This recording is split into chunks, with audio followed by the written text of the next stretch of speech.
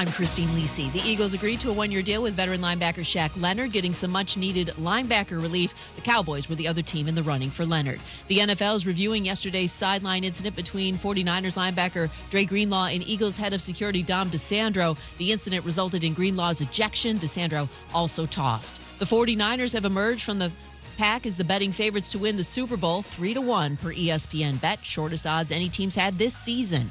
San Francisco has cemented itself as the best team in the league after its performance in Philadelphia, according to SEC Network analyst and former NFL linebacker Takeo Spikes. For them to come out, be able to push the gas on this Philadelphia team, shut down Jalen Hurts. I mean, they put everybody on notice in the NFC and also the AFC as well. Takeo Spikes on Unsportsmanlike. Steelers quarterback Kenny Pickett had surgery for a high ankle sprain today. Mitchell Trubisky starts in his place Thursday night against the Patriots. Coach Mike Tomlin says the injury will not end Pickett's season.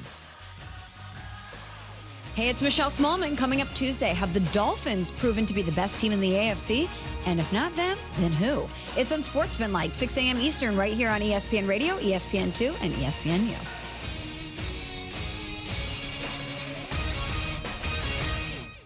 Matt Moscona. I'm very important. After further review. Say it one more time. After further review with Matt Moscona. And here we go.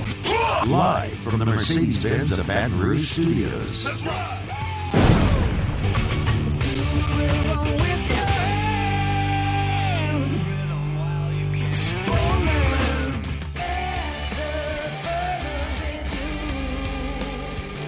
And off we go. Welcome aboard. Glad you're with us. AFR, presented by Relief Windows. I'm Matt. Love you, Matt. Taylor Sharp. Music. And Mr. Toby Tomplay.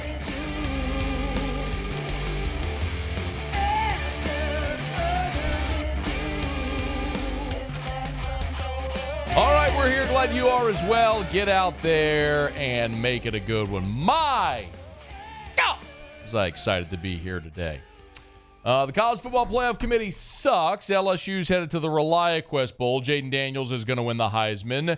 Peter Burns next hour. The Saints lose again. They should fire Dennis Allen right away. We got a ton to do. The transfer portal is open. Let us begin as we do every single day. It's time to pop the top on another edition of AFR with Bud Light. Drink easy. Well, it took this. It took an undefeated Power 5 conference champion being left out. It took this for all of you to finally understand or be willing to understand the thing that I have yelled about here for years. Oh, I'm not going to sit here today and yell about Florida State getting screwed and how sad it is, as if this were a one-off or a new thing. I'm going to sit here, and I'm not going to victory lap either, because I'm not going to revel in Florida State's misery. Because, but by the grace of God, there go I. You realize that could have been any one of our teams. But it took this to get everybody on board now. And if you are not on board with a playoff expansion, you are stupid. I have no other word for you. That's rude. That's crass. You may not like it. I don't care. You are stupid. With respect to being a fan of college football, if today you cannot understand the necessity of a college football playoff being expanded, you are stupid. Christ almighty, help me. I have said this phrase for as long as I have been on air. And a lot of you crap on me for it. Because a lot of you guzzle the Kool-Aid about college football's sacred regular season. And every game matters. And every week's a playoff. And I've told you for as long as I've been fortunate enough to sit in this chair that college football actually has the most meaningless regular season. Because for as long as sports have been contested, I'm talking go back to the Colosseum in Rome, go back to ancient Greece, the first ever Olympics, when dudes were wrestling around naked. Go back to the beginning of time. For as long as sports have existed, there has never, ever, ever, ever been a sport where you could win every single game you play and not even have a chance to win a championship. That is until college football came along. What an absolute travesty. Hey, you want to know why? Now you know why. On that first Tuesday of November, when all the college football rankings showed, the first rankings come out, and I blow a gasket every year, and people are asking, hey, how do you think the rankings are going to be? And I tell you, I don't care. Why? Because that group of goofballs sitting in a hotel ballroom in suburban Dallas are going to do whatever the hell they want to do anyway. So all the wailing and gnashing of teeth about all these playoff rankings over the last month, what has it led you to? It led you to what happened on Sunday. The opinions of those minions, those self-important dorks in a hotel ballroom in suburban Dallas, which I'm sure is lovely, by the way, mattered more than games played on the field. Oh, and I've heard you. I've heard you. Matt, you can't tell me that Florida State is one of the best 4 teams in the country. Sure I can. They won every game they played. Not only did they win every game they played, they scheduled not 1 but 2 SEC games in the non-conference away from their building. Won them both. One of them at Florida with a backup quarterback. And then with a third quarterback, they win the ACC championship game. Oh, you want to talk eye test? Let's talk about the team that got in. And this isn't an anti-Alabama sentiment, by the way. I don't care if it was Alabama. I said the same thing in 2016 with Penn State. Penn State won the Big Ten. They had a head-to-head win over Ohio State, but they lost an early non-conference game to Pitt and got left out. Ohio State should have been left out. Penn State should have been in. So this isn't an anti-Alabama sentiment. This is a college football's postseason is a joke sentiment. And you're all seeing it now. You want to talk about eye test?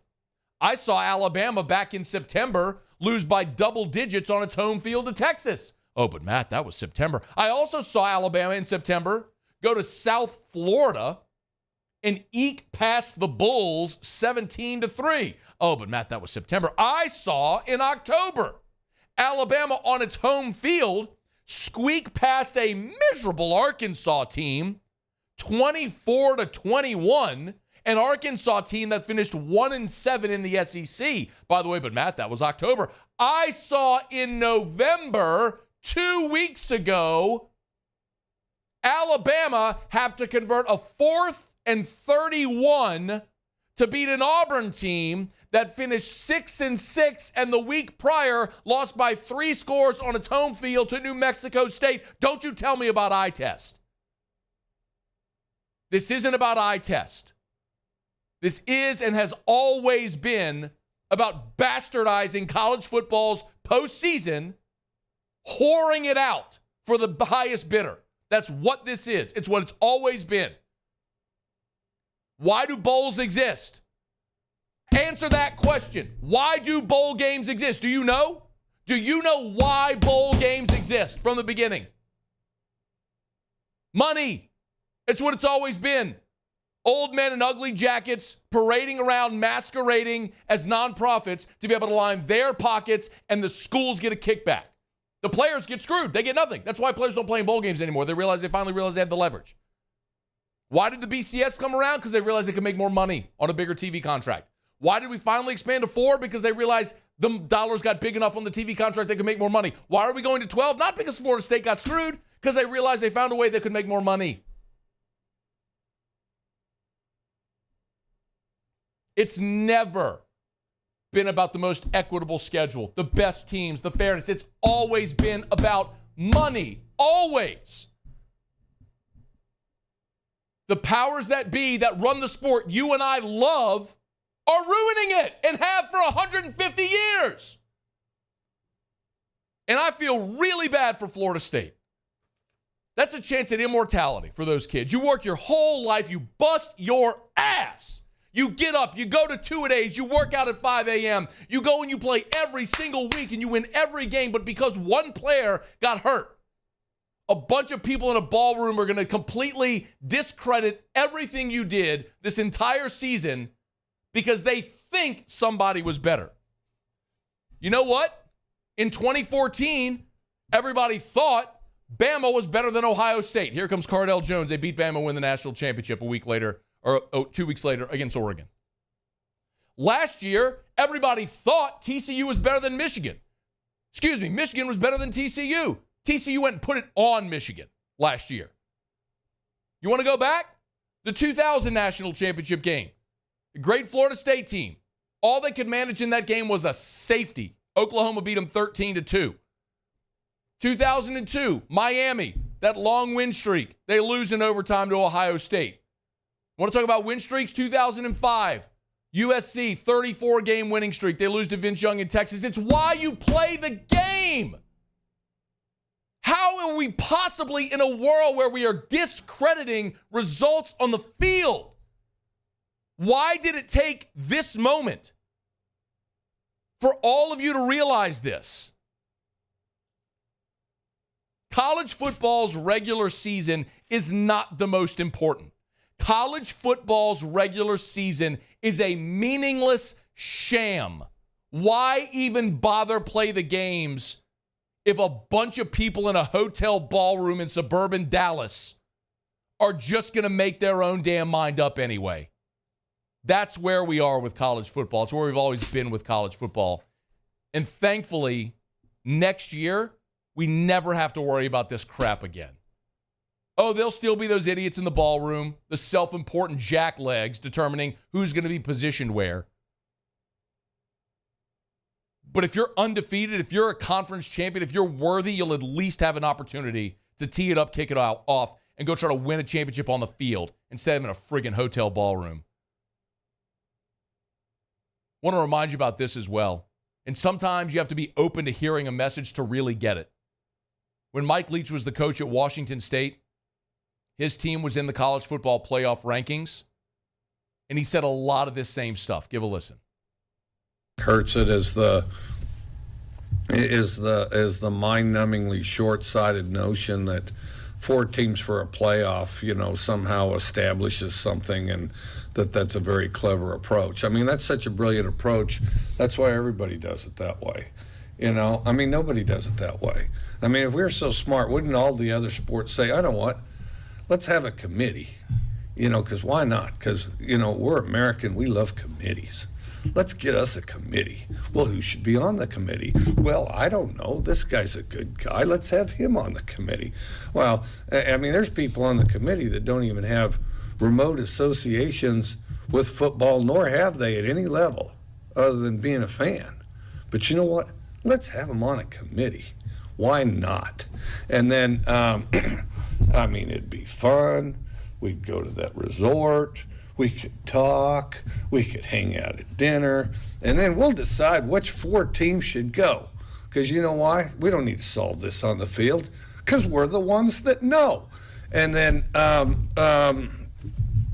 if we're going to do it that way, we should just ask them at the beginning of the season, just go ahead and you guys vote on it, figure out 1, 2, 3, and 4, and why even have the games? To me, that's not a playoff. There's nothing playoff about it. And this is even if we make it. Even if we make it, my thoughts don't change. How can you call it a playoff when there's 4 teams? Conference champions don't even necessarily make the playoffs because you know why? Because the committee knew better.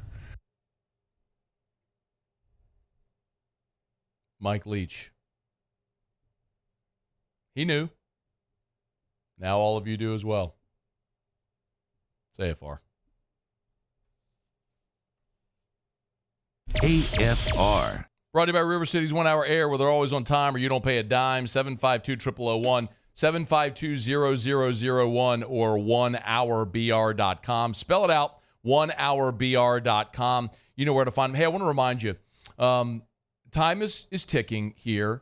Our friends over at River City's 1 Hour Air are introducing for the first time their Operation Christmas Spirit 2023, where they're going to adopt 3 families. So I want to remind you that if you want to nominate a family, you can do so, and the nomination stays open until December the 10th. So you got 6 more days, and I would highly encourage you to get on by. You can email christmas@onehourbr.com. Again, email christmas@onehourbr.com, or you can go to their Facebook page to get all the entry info. Again, it's Operation Christmas Spirit 2023. River City's 1 Hour Air is adopting 3 families. So let River City's 1 Hour Air help make Christmas a little brighter for these families this Christmas season. 1 Hour Air, 752-0001.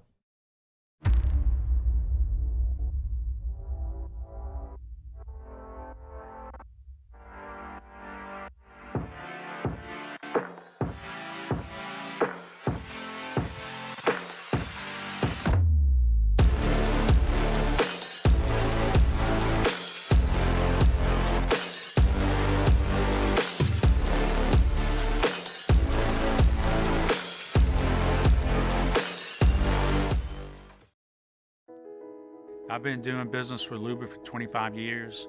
They're dependable, trustworthy. It's just the attention to detail with our clients. Our folks have years and years of experience. They're highly trained professionals, but many companies have that asset. What I'd like to think makes Luba a bit different is that we use those talents in a way that truly is dedicated to serving the needs of the folks who depend on us.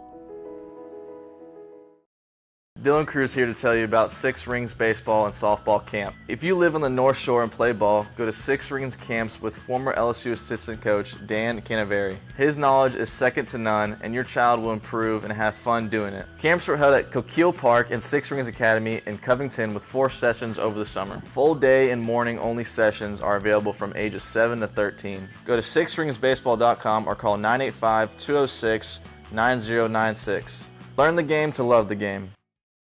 Electricity is all around us, and our families depend on it. Every day is sparked by the power of a cold drink or a warm meal, a movie night, and a comforting light at the end of a dark hallway. From sunrise to sunset, playtime to bedtime, our team is ready to take care of your electrical needs. Even in the case of an after-hours emergency, the light in your life shines brighter with Mr. Electric.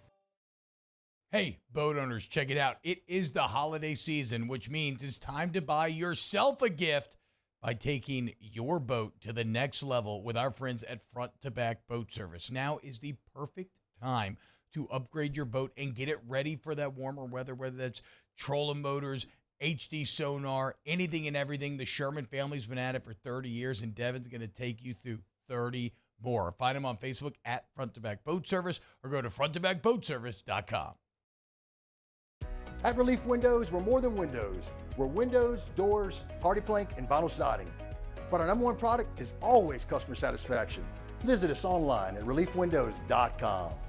Oh, by the way, we do shutters too. His name was Cain. He had a horse along the countryside.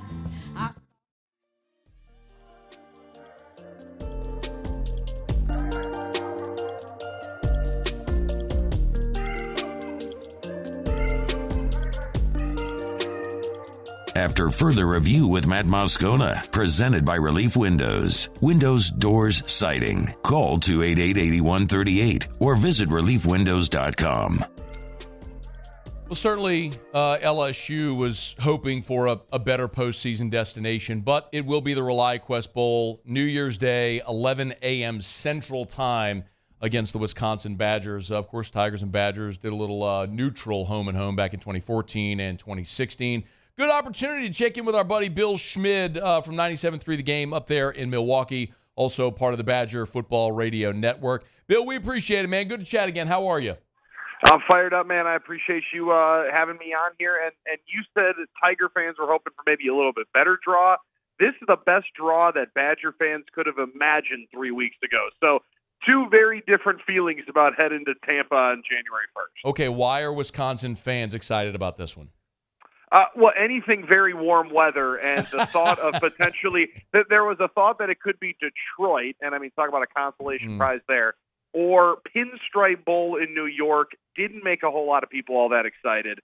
Nashville felt like a pretty good possibility as the destination, but as a couple of things broke, Tampa, Gulf side of Florida, many people excited about that.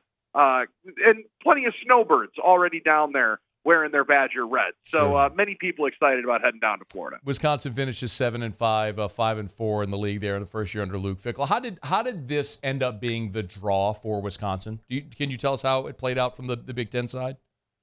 From the Big Ten side, it moved around after Ohio State got selected in, along with Penn State, into the New Year's Six bowl games, which funneled Wisconsin up, which, to be completely honest with you, I don't know exactly how that part of the tiebreaker played itself out, but this is what happens when the Big Ten West is as down comparative to where the Big Ten East is, where all three, Michigan, Ohio State, and Penn State, all reside from. Now, Iowa also gets themselves a decent draw in there. They were the Big Ten West champions, and then Wisconsin finished, I believe, second or third, along with Northwestern on the Big Ten West side after the final regular season shook on out. But for Wisconsin, more than anything, Matt, a couple of weeks ago, there was a real possibility that the longest bowl streak active in the Big Ten was going to be snapped by the Badgers. They haven't missed one in over 20 years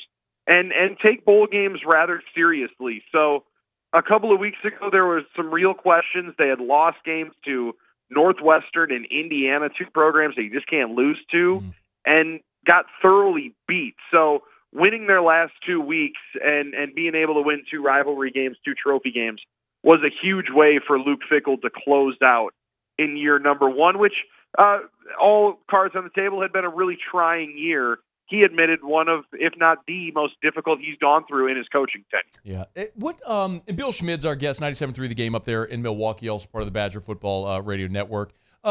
What my understanding, Bill, from afar is going from Paul Chryst, obviously, here to Luke Fickell, that it was going to be sort of an evolution offensively. I mean, I think everybody knows Graham Mertz spent this year in Gainesville. So can you walk us through offensively that change, that transition this year with the Badgers? So the change, which was very much on paper, not as much necessarily in practice, Matt, if that makes sense. I'll get to it in a couple of seconds here. But the way that it was at least presented to Wisconsin fans, there was an element of air raid that was going to be brought in. And those two words were blasted through the fan base, and oh my God, we're going to be an air raid team. We're going to be like Texas Tech. Well, Phil Longo coached with Mike Leach at one point and took elements of his offense, which was spread, move the ball around, few fullbacks, which was very different than 21 personnel that the Badgers have been running for decades, of multiple tight ends, multiple running backs, fullbacks. There were no fullbacks in this offense, and it took some time for. To be honest with you, I think the biggest issue was the offensive line to really grasp what they were being asked to do, which was just so different from a pure gap scheme, a lot of pulling, a lot of power eye, and now you're going to three wide receivers, one man 5 yards back alongside a quarterback in the shotgun, and that philosophical difference was pretty drastic and didn't go – I would say as planned, but I think at the end of the year, they were what Phil Longo and company envisioned they would be, which is a team that utilizes all 53 1/3 of the field while knowing they can grow big physical offensive linemen in the state of Wisconsin and here up in the Midwest, and grab running backs that have good vision and are capable of making guys miss. Phil Longo at North Carolina put 2 tailbacks in the NFL in the top 3 rounds of the draft from Michael Carter and company, and they were dynamic backs, and they were very, very productive in that offense, and that's exactly what he wants to do. But initially, the shock was, oh my God, they never go under center?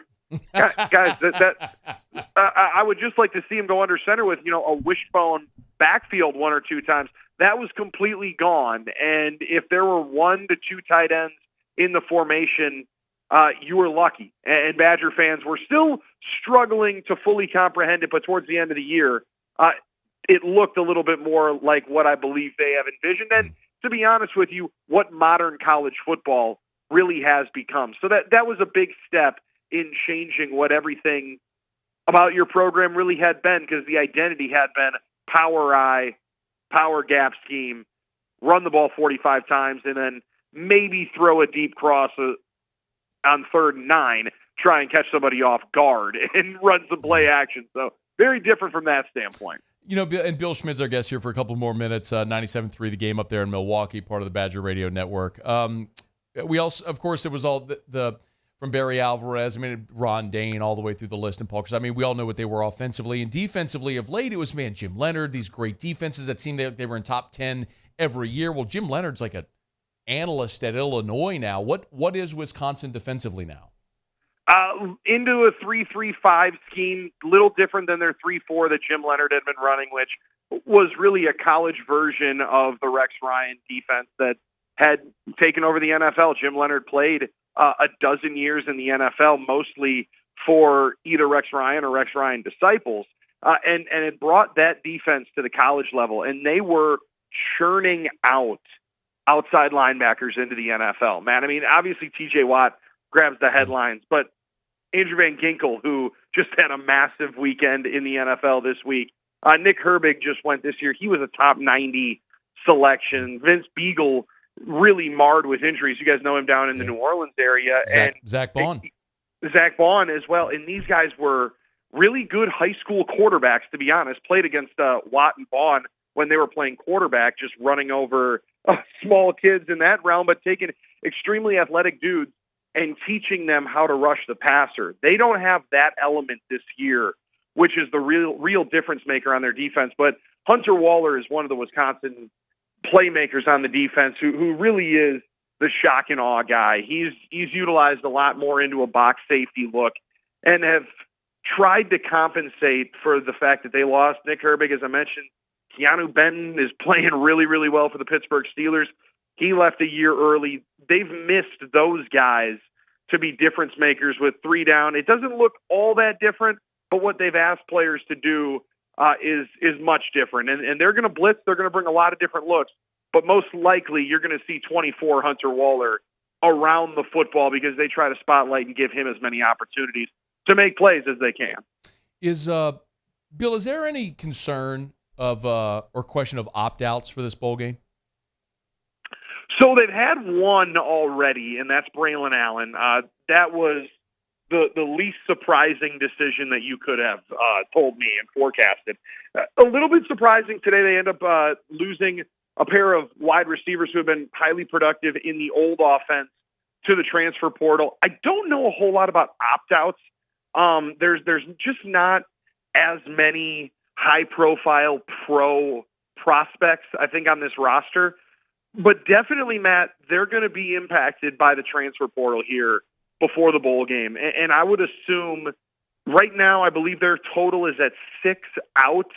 I think that quickly rises past double digits, maybe into the higher teens, and they are impacted that way. They've had a quarterback who was around, and many, as you know, from a coaching change, the first year, this actually sounds kind of good. You know what? Yeah, I am buying what this guy's selling. Around it for 9 months, I think you're starting to see some more realize that their opportunity to play is going to be elsewhere. So they'll have some, I don't know to the pro opt-outs, but definitely transfer kids missing time and a lot younger-looking team, which is already pretty young for the Badgers. Man, it is, Bill, when we talk bowl games now, as impactful as any angle is who wants to be there. and who has totally and what players are available. I mean, that's kind of where every conversation probably needs to start. We'll see as we get closer. He's on Twitter at Bill Schmid Radio. Y'all give him a follow, especially as we get closer to the game New Year's Day. Bill, we appreciate it, man. Thanks so much for jumping back aboard with us, bud. Appreciate it, man. Call me anytime. Will do. Thanks, Bill. That's Bill Schmid. This is After Further Review. Of course, we're brought to you by our friends over at Shawbills Tire and Auto Service, ShawBillsTire.com, ShawBillsTire.com. Hey, holidays are upon us. If you're going to be hitting the road this Christmas, make sure, especially with cold weather, especially if you're going north, you might hit ice patches and whatnot. Make sure you got great tires with tons of tread on those tires. Make sure you go see our friends at Shawbills. Name brand tires at wholesale prices. The best thing about going to Shawbills, tell you all the time, it has been their mantra since they opened their doors in 1968, 55 years ago. They're going to treat you like family, and they'll keep you coming back year after year after year. Name brand tires at wholesale prices at Shawbills. Shawbills Tire and Auto Service. Schedule online, shop tires online. It's all there for you. Check out all the promotions online for tires at ShawBillsTire.com. ShawBillsTire.com. Just hit the promotions tab. It's Shawbills, where we keep you rolling. All right, it's After Further Review. Now I got a quick break. Peter Burns in 30 minutes. We'll get Peter's reaction to everything that happened. I suspect Peter's probably going to disagree with me on the playoff because, well, I'll let him say it. I don't want to put words in his mouth. But Peter will be here in 30 minutes.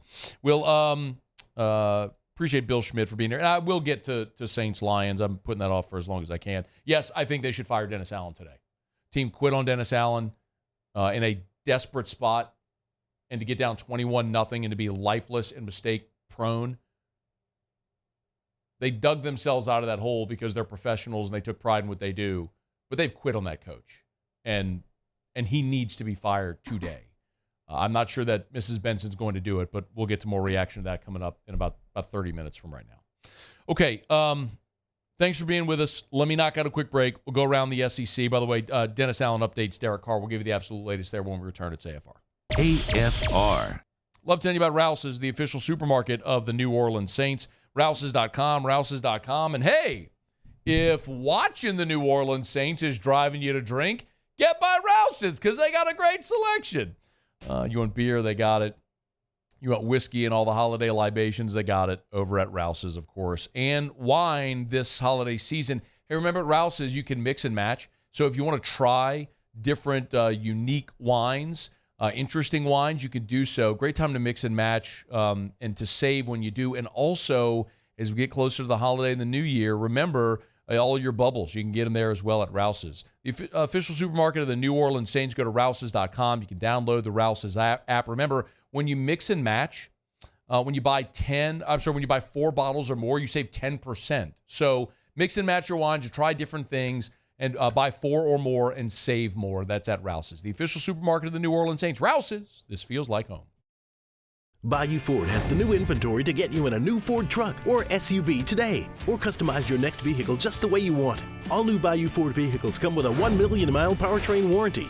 The crew at Bayou Ford is going to do right by you. I've been doing business with Luba for 25 years. They're dependable, trustworthy. It's just the attention to detail with our clients. Our folks have years and years of experience. They're highly trained professionals, but many companies have that asset. What I'd like to think makes Luba a bit different is that we use those talents in a way that truly is dedicated to serving the needs of the folks who depend on us. The Windsor Senior Living Community in Mandeville, Louisiana is a beautiful, vibrant apartment community geared towards seniors. They are nestled right in the heart of Mandeville, where seniors live a more carefree lifestyle in spacious apartments with the peace of mind that comes from having a little extra help. Call the Windsor at 985-624-8040 to schedule a lunch and tour. Come see how the Windsor can be your passport to peace of mind.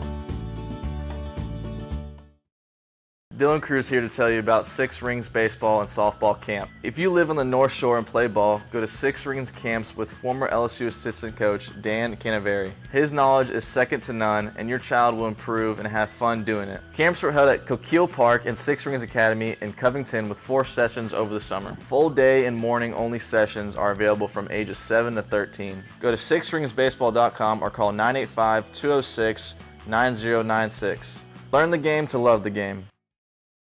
Electricity is all around us, and our families depend on it. Every day is sparked by the power of a cold drink or a warm meal, a movie night, and a comforting light at the end of a dark hallway. From sunrise to sunset, playtime to bedtime, our team is ready to take care of your electrical needs. Even in the case of an after-hours emergency, the light in your life shines brighter with Mr. Electric. Hey, boat owners, check it out. It is the holiday season, which means it's time to buy yourself a gift by taking your boat to the next level with our friends at Front to Back Boat Service. Now is the perfect time to upgrade your boat and get it ready for that warmer weather, whether that's trolling motors, HD sonar, anything and everything. The Sherman family's been at it for 30 years, and Devin's going to take you through 30 more. Find them on Facebook at Front to Back Boat Service or go to fronttobackboatservice.com. Step inside an Infiniti QX50, and you'll find a suite of driver-focused features tailored to your tastes.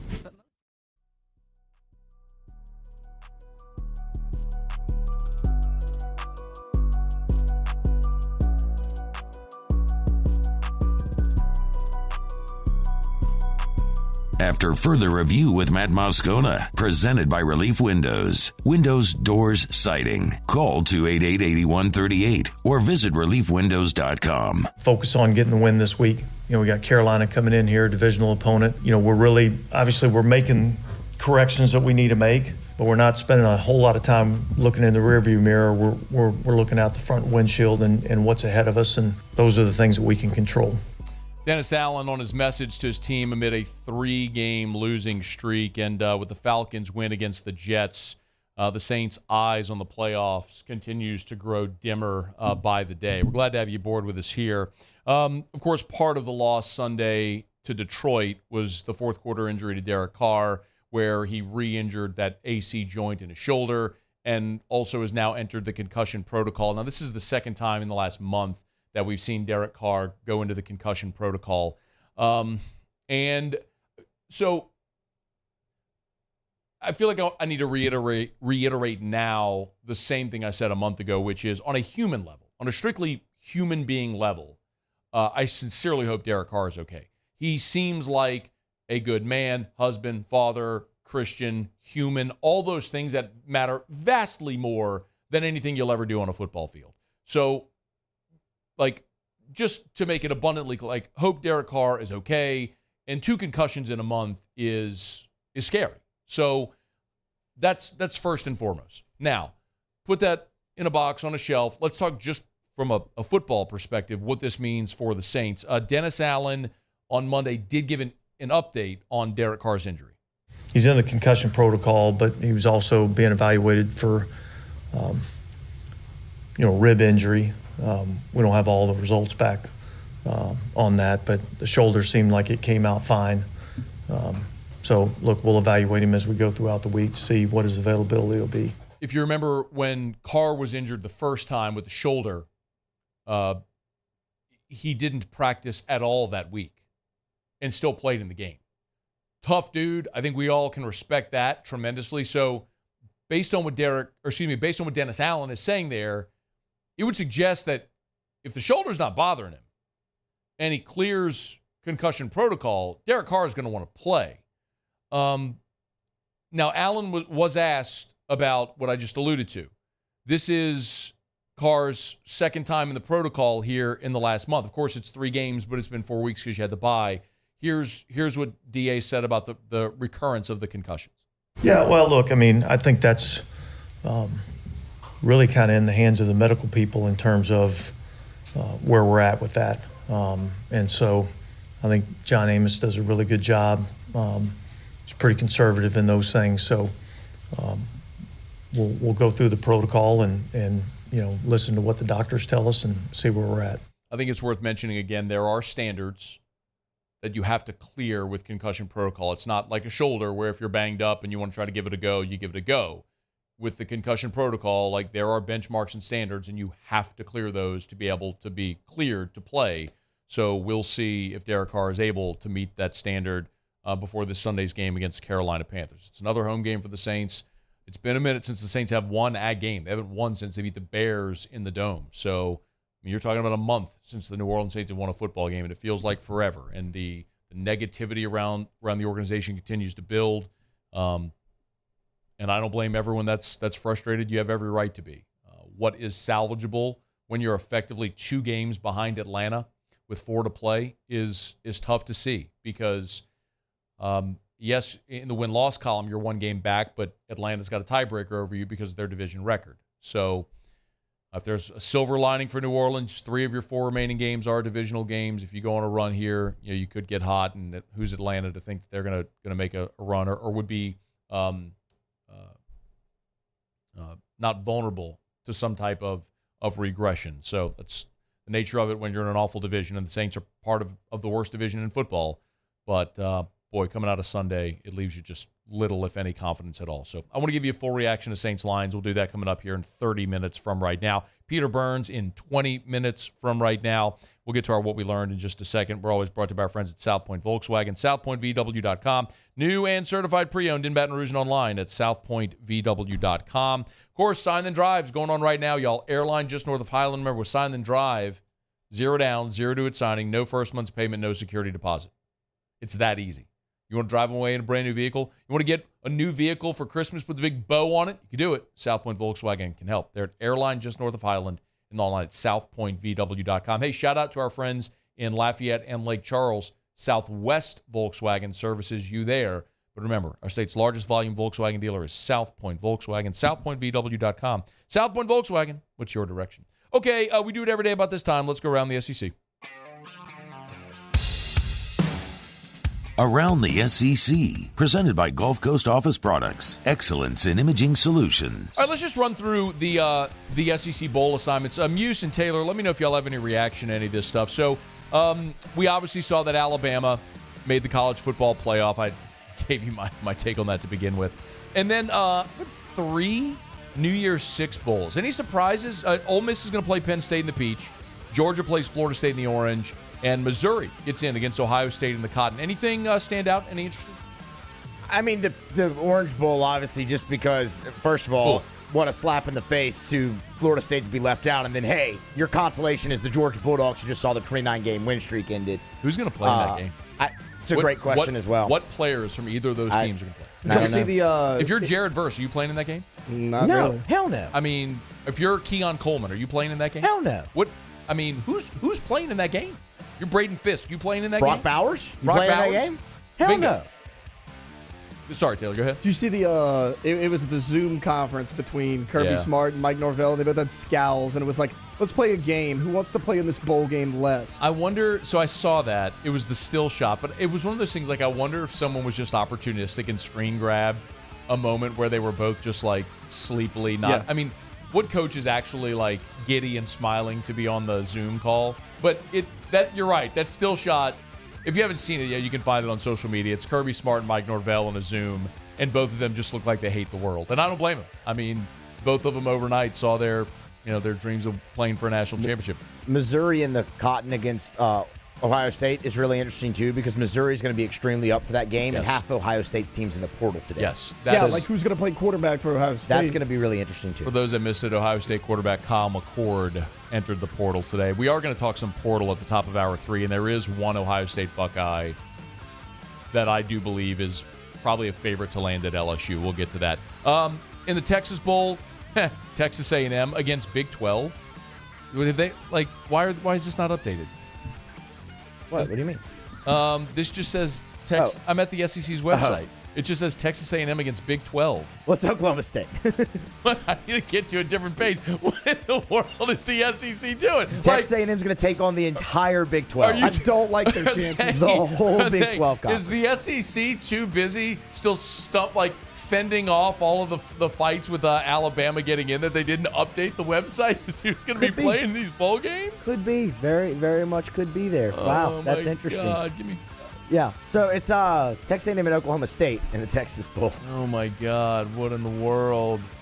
That's Bowl Mania. You know what? Here, I have If you have it handy, I have please it on, roll I have through. it on the prep document here. Thank you. Please roll through. Yeah, for sure. I'm on the SEC website page, and they do not have the bowls updated.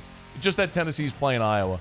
Yeah, that's going to be in the Citrus Bowl because you can't tell Citrus without UT. That's true. LSU against Iowa would have been one a lot of people were in favor of. The Gator Bowl? Here we go, yeah. Kentucky and Clemson? Could Clemson maybe be interested in trying to salvage something? I don't know. Let me run through it real quick. All right, Music City's got Auburn against Maryland. That's interesting, I think, for Hugh Freeze. Year one, punctuate that. We know LSU, Wisconsin, ReliaQuest. It is Tennessee, Iowa, and the Citrus, as Muse mentioned there as well. And then the three New Year's Six, and then the playoff game. So 1, 2, 3. That's 9. Am I right? Am I counting that right? 9. Yes, 9 SEC teams in bowl games. All right, there you have it. That is Around the SEC, presented by Gulf Coast Office Products. Shout out to our guy, Trey Beal, and our friends at Gulf Coast Office Products. Online at gcopnet.com, gcopnet.com for Gulf Coast Office Products. You know where to find them. Face-to-face sales service after the sale. That's our friends at Gulf Coast Office Products, gcopnet.com. We're going to grab a break, and we'll wrap up hour number 1 with our what we learned. But here is as Muse just mentioned, here's the list of Ohio State players that are currently in the portal. The transfer portal opened today. So 5-star wide receiver Julian Fleming's in the portal. 5-star quarterback Kyle McCord is in the portal. 4-star running back Evan Pryor is in the portal. Safety Cam Martinez. Defensive end Omari Aber. Linebacker Reed Carrico. Safety Kyle Stokes. Cornerback Jair Brown. Cornerback Ryan Turner. Offensive lineman Jacob James. And guard center Vic Cutler. And their place kicker Parker Lewis. They're going to be staring down an LSU Texas Bowl type scenario. They're going to have like 30 guys available for this game. The name that I mentioned that you should keep an eye on is Jair Brown. So Jair Brown, a former 4-star cornerback, just finished up his second year in Columbus. So Jair Brown prepped at Warren Easton for 2 years in New Orleans, then moved to Ohio. And so he played his junior and senior year of high school in the state of Ohio, committed to Ohio State. And this has been a narrative that we've talked about. Obviously, Brian Kelly has wanted to recruit Louisiana kids back to Louisiana, but also with Frank Wilson spearheading LSU's recruiting efforts, it's no secret. They're going after kids who have ties to New Orleans, or Frank has ties. So that's a kid who played at Warren Easton. He's at Ohio State.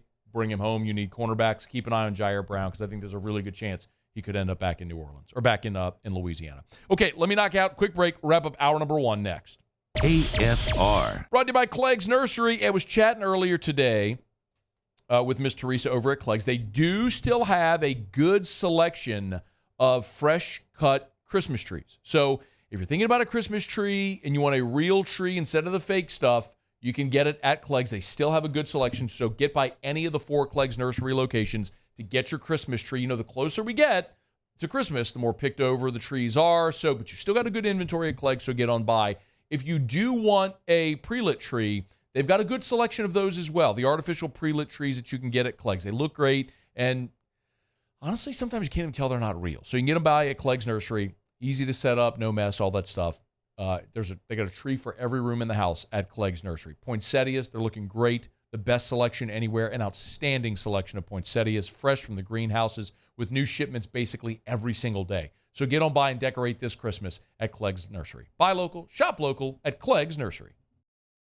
Bayou Chrysler Dodge Jeep Ram has $20,000 off MSRP on new 23 Ram 1500 trucks. $20,000 off plus no payments for 90 days on new 23 Ram 1500 trucks. All with Bayou's 1 million mile warranty. The crew at Bayou Automotive is going to do right by you.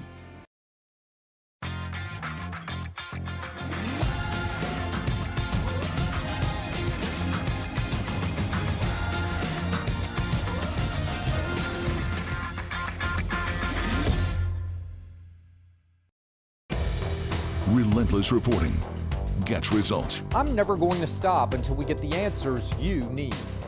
Uncovering more as the powerful try to cover things up. What happens in the dark will always come to light. Founding new principles and practices for the state of Louisiana. Chief Investigative Reporter Chris Nakamoto. Chris Nakamoto and the Investigative Unit. Recipients of Columbia University's prestigious DuPont Award.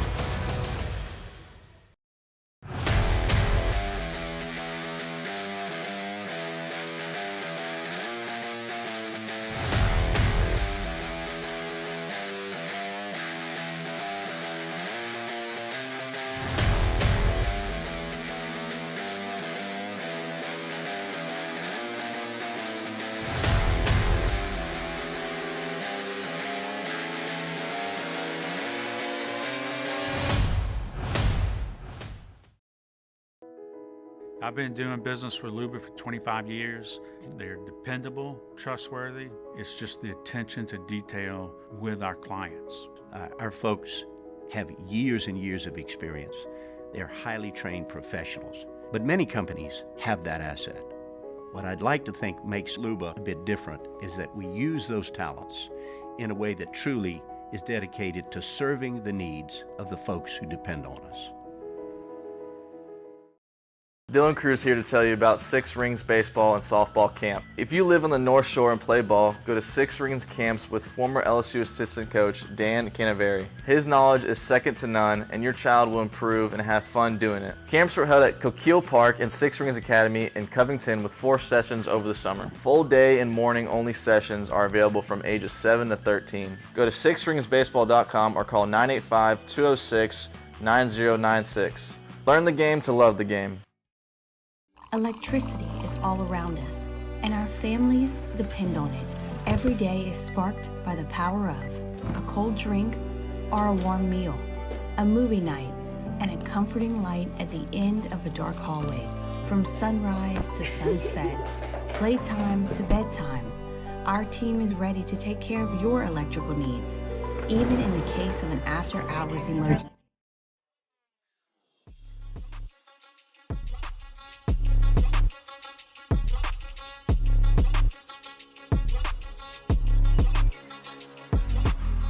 After further review with Matt Moscona, presented by Relief Windows. Windows, doors, siding. Call 288-8138 or visit reliefwindows.com. Sure, many of you are just joining, waiting with bated breath for my thoughts on Florida State getting snubbed by the College Football Playoff Selection Committee. Led the show with that. If you missed it, you can catch it on demand, presented by Brett Goff, or just go to the YouTube channel, scroll back at the beginning of the show, you'll see it there.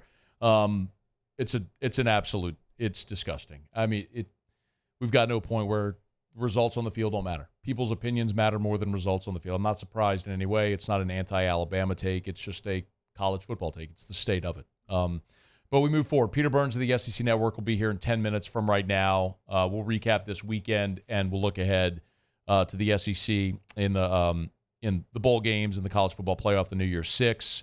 And I still haven't yet gotten to my reaction to what happened Friday night with Jaden Daniels. The Bo Nix, Michael Penix Pac-12 championship back and forth was an incredible, evolving set of emotions. So we'll get to that at the bottom of this hour, or at the bottom of next hour. And I'm pretty excited because Thursday I'm wheels up to New York City. We'll be doing Friday AFR from Legends there in Midtown on West 33rd. And then we'll be doing our Heisman preview show Saturday from Legends as well. And just very candidly, had the Pac-12 championship game result ended differently, it would not have been nearly as fun.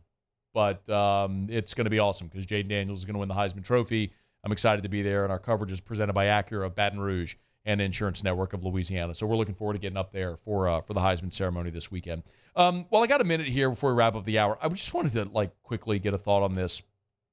I was watching this as it happened live on Fox. Eagles are playing the Niners, and Big Dom something or other, I don't know his last name. I mean, just the quintessential Paisan, gigantic man standing on the sideline for the Philadelphia Eagles, who apparently is some type of security guard. He gets into it with Dre Greenlaw, and they eject Greenlaw and Big Dom. There's a penalty against the Niners, but apparently you can't penalize people on the sideline, which is a dumb NFL rule that they got to change. Here was Nick Sirianni after the game, the Eagles head coach.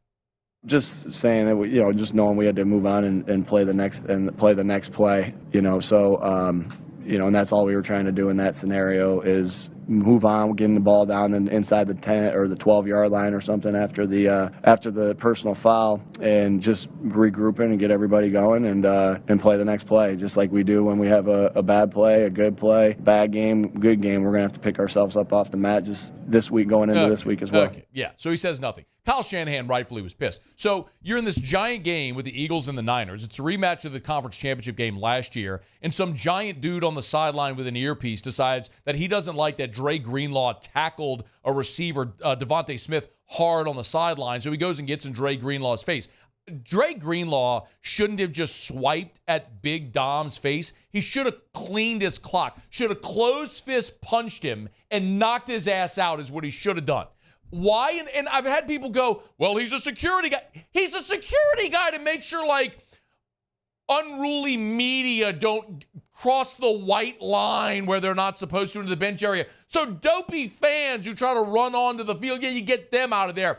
You're not sitting there trying to pick a fight with a linebacker because he tackled your receiver hard. I wish Dre Greenlaw had close fist punched Big Dom in the face and knocked his ass out. Hour 2 is next. AFR. What do I have to talk about here? Oh, the Aesthetic Medicine and Anti-Aging Clinics of Louisiana. Blue Bonnet in Baton Rouge, Ambassador Caffrey in Lafayette. Online, the Anti-Aging Clinics of Louisiana. Tell you what, Big Dom could use semaglutide. Looks like he could afford to drop a few LBs. They got it over at the Aesthetic Medicine and Anti-Aging Clinics of Louisiana. Blue Bonnet in Baton Rouge, Ambassador Caffrey in Lafayette. You've heard about semaglutide. It's the generic for Ozempic is semaglutide. And they have it at the Aesthetic Medicine and Anti-Aging Clinics of Louisiana. So if you're looking as we head into the holiday season to be a little proactive before that New Year's resolution, don't gain a bunch of weight during the holidays. Make sure you start the process of losing weight before the new year. They got semaglutide at the Aesthetic Medicine and Anti-Aging Clinics of Louisiana. 2 locations, Blue Bonnet in Baton Rouge right near Perkins, and Ambassador Caffrey in Lafayette. From HRT, tattoo removal, all the laser therapies, body sculpting, they got you covered if you want to look and feel your best. Online, theantiagingclinics.com. The world's leaders in obesity research, obesity medicine, and obesity science are right here. We're doing something that no one's ever done or trying to answer a question that no one's ever asked before. Pennington is a real jewel when it comes to research. We are finding the solutions to the world's worst chronic disease, which is obesity. Louisiana needs Pennington Biomedical.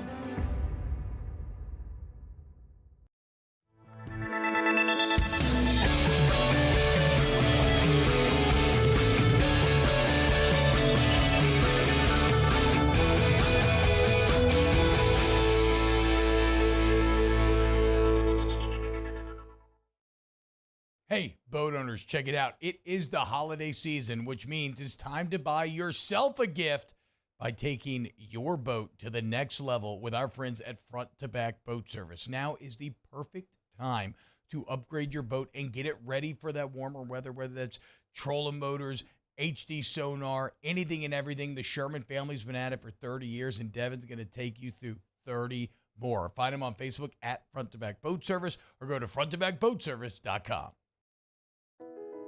I've been doing business with Luba for 25 years. They're dependable, trustworthy. It's just the attention to detail with our clients. Our folks have years and years of experience. They're highly trained professionals. But many companies have that asset. What I'd like to think makes Luba a bit different is that we use those talents in a way that truly is dedicated to serving the needs of the folks who depend on us.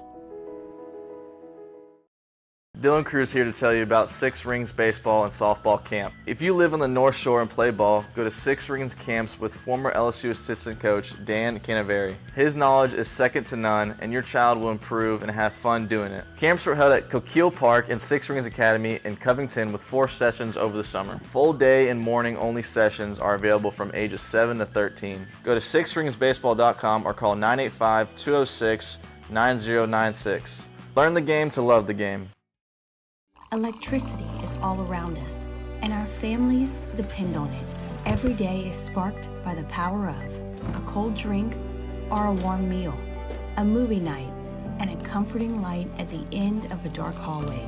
From sunrise to sunset, playtime to bedtime, Our team is ready to take care of your electrical needs, even in the case of an after-hours emergency.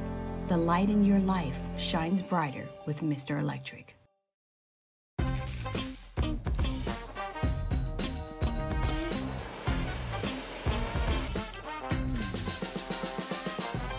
The best kept secret in town is out. Discover Tallulah at the Renaissance Hotel on Bluebonnet.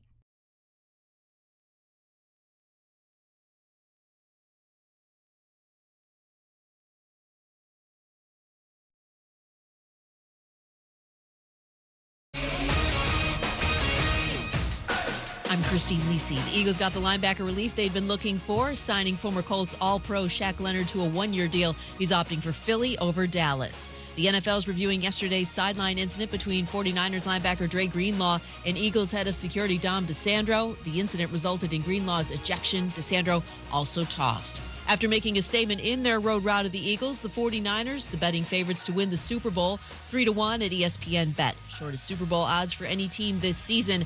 Yesterday made it quite clear it is San Francisco. Then everybody else, believes ESPN NFL analyst Rex Ryan. They're 49, plus 49 against their opponent. Nobody in the league is close to that. Nobody's close. So they play phenomenal on offense, and they're phenomenal on defense. This is a team that has no weaknesses. And so, to me, it's not close. Rex Ryan on Get Up. Steelers quarterback Kenny Pickett had surgery for a high ankle sprain. Mitchell Trubisky will get the start in his place Thursday night versus the Patriots. The injury is not season-ending, according to coach Mike Tomlin. Hey, it's Michelle Smallman. Coming up Tuesday, have the Dolphins proven to be the best team in the AFC? And if not them, then who? It's Unsportsmanlike, 6 a.m. Eastern, right here on ESPN Radio, ESPN2, and ESPNU.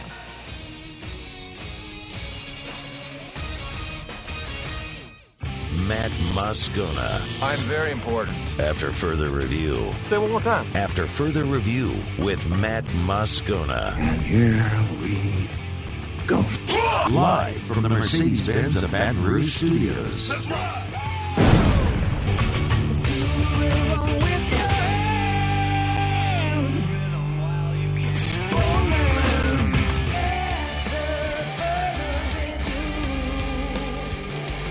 Hour 2, off we go. Welcome aboard. Glad you're with us. It's AFR, presented by Relief Windows. I'm Matt. This is Shaq O'Neal, and I hate Matt. Taylor Sharp. Every girl crazy about his shine man. Yusuf. And Mr. Toby Tom Play.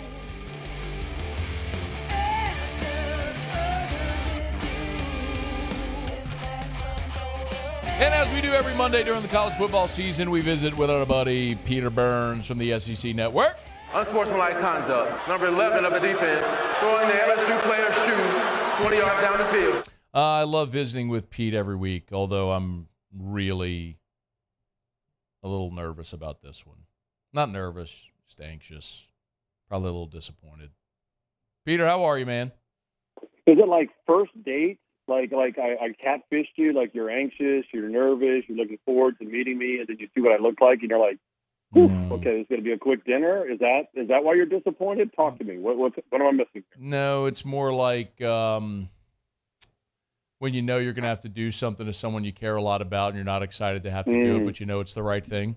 That sort of thing. Yeah, like disciplining the kids. Yeah, I'm all in. I'm all into that world. Like I remember when growing up, and my parents said this is going to hurt me a lot more than it's going to hurt you. Yeah. And I'm like, that's BS, man. You're hurting me. Now, as a father, I understand it.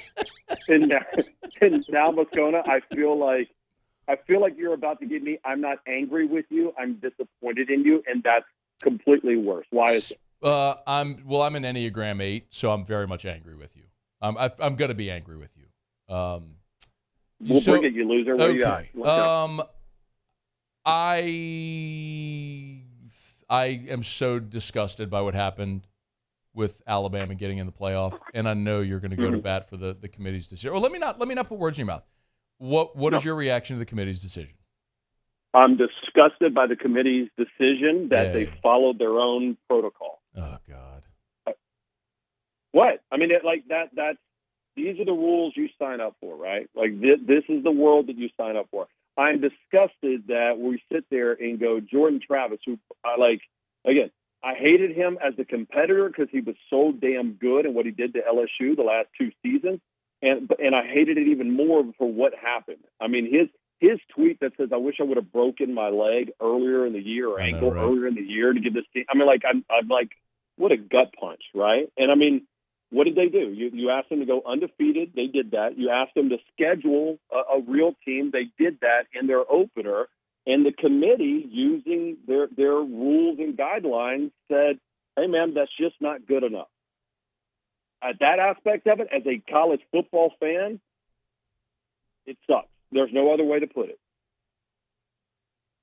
Do you think they did the right thing?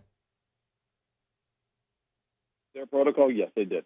And in fact, I would disagree with that, because if you're assuming they did the right thing, which is what they said they are, which is giving you the best 4 teams, I'm not quite sure if I can still buy, despite being undefeated, that Washington's one of the best 4 teams. That Washington right now is better than a Georgia team that played really good and lost a 1-score game to Alabama in Atlanta.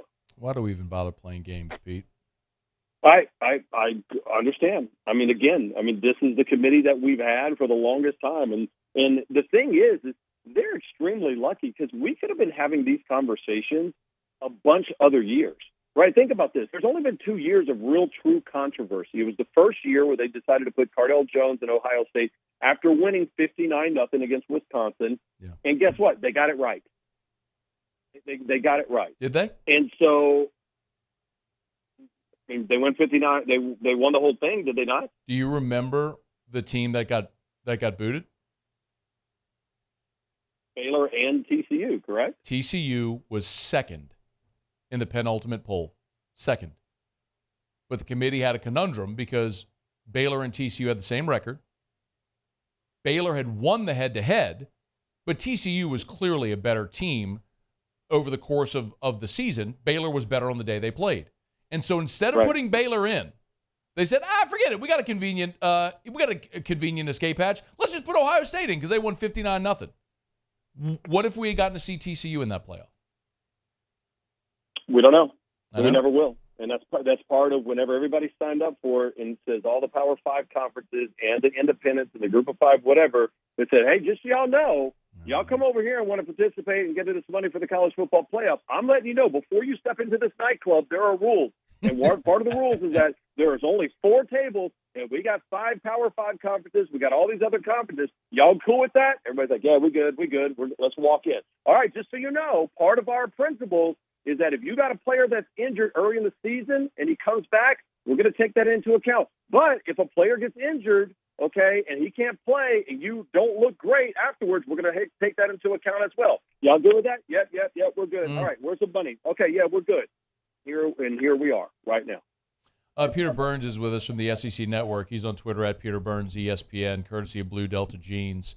Okay, so we have 2 semifinal games.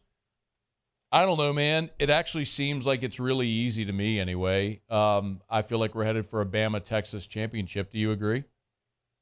That's how it feels. I mean, again, I'm actually more convinced that Texas as opposed to Alabama, because I've seen Alabama not play the greatest of football, but yet they still find ways to do it. I think Michigan's a very disciplined team. I think they're a very physical team, but I also think they're one-dimensional. But to me, I think Alabama has more of an upside to Michigan. So, yeah, that's the way I lean. And here's a couple of different things. One, is there a better script? And I've been saying this all season long, and this is a gut feeling. This is no inside information whatsoever, okay?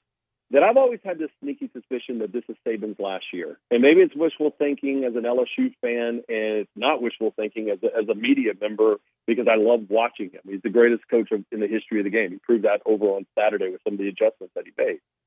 But what a roller coaster ride. 4th and 31, they win that game. They're left for dead. And then all of a sudden, they find their way in the playoff. If they won 2 more games, absolutely see him going out on top. Absolutely. I mean, I guess you know him better than I do, or most of us do. I just feel like he's one of those guys that's just going to stick around forever. Why would he leave? Again, I think at some point, all of these coaches, and I've seen other coaches do it, So everybody would say, well, what else he's going to do? Like, or he's like the guy in Shawshank Redemption that gets, he gets released from jail. He doesn't know what to do with himself. Like, I think that there's a part of that. Also, I think there's a part of Saban that's tired. And I don't think that's necessarily an age thing as opposed to I'm tired of re-recruiting guys to the transfer portal. I'm tired of not knowing what the rules are. I'm tired of losing assistants. Like, I'm just tired of it all.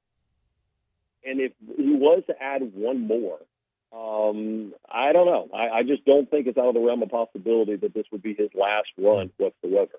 Okay. But real quick, I want to go back to the college football selection committee, because the Twitter mentions, as always, after the college football playoff week are in shambles because FSU fans are upset, and rightfully so. But then there's two things to it. I went out there, and I tried to look at every single member of the selection committee. Right, and I looked at every single one of their backgrounds, what's on their bio, all of it. And I go, all right, was this an SEC bias? Like, was this, how many guys have actual ties to SEC? And I could find two. One was a former administrator way back in the day, and then Mitch Barnhart, the Kentucky athletic director. And then I went through the same process with the ACC. I go, okay, is it 0? Is it 1? Is it 2? And I found 5 people that were a part of ACC. They're part of ACC football world. They know that conference in and out. They've been employed by it. They understand it, including the chairman of the College Football Playoff Committee. And I'm sitting there going, wait a minute. You had all the right to sit there and take the easy path out and say, no, we're just going to give it to FSU. Bama, Georgia, we don't know how to figure that out. We're just going to put FSU in there. There's enough people that have been around the ACC world to be like, yeah. I mean, listen, I love the ACC. Why not? I know that league, they don't get enough credit. Let's screw the SEC. Let's keep them out. And those 5 members of that committee, including the chair, looked at it and said, that's 14. Alabama is. It kills a lot of conspiracy theories that are out there. No, for sure. Bama, by the eye test, completely passes when they needed a 4th and 31 to beat an Auburn team that lost by 3 touchdowns at home the week before against New Mexico State. Totally passed the eye test, Pete. I mean, come on. Yep. My favorite with the committee says Florida State is 5. They're better. They're better. They're not as good as Bama.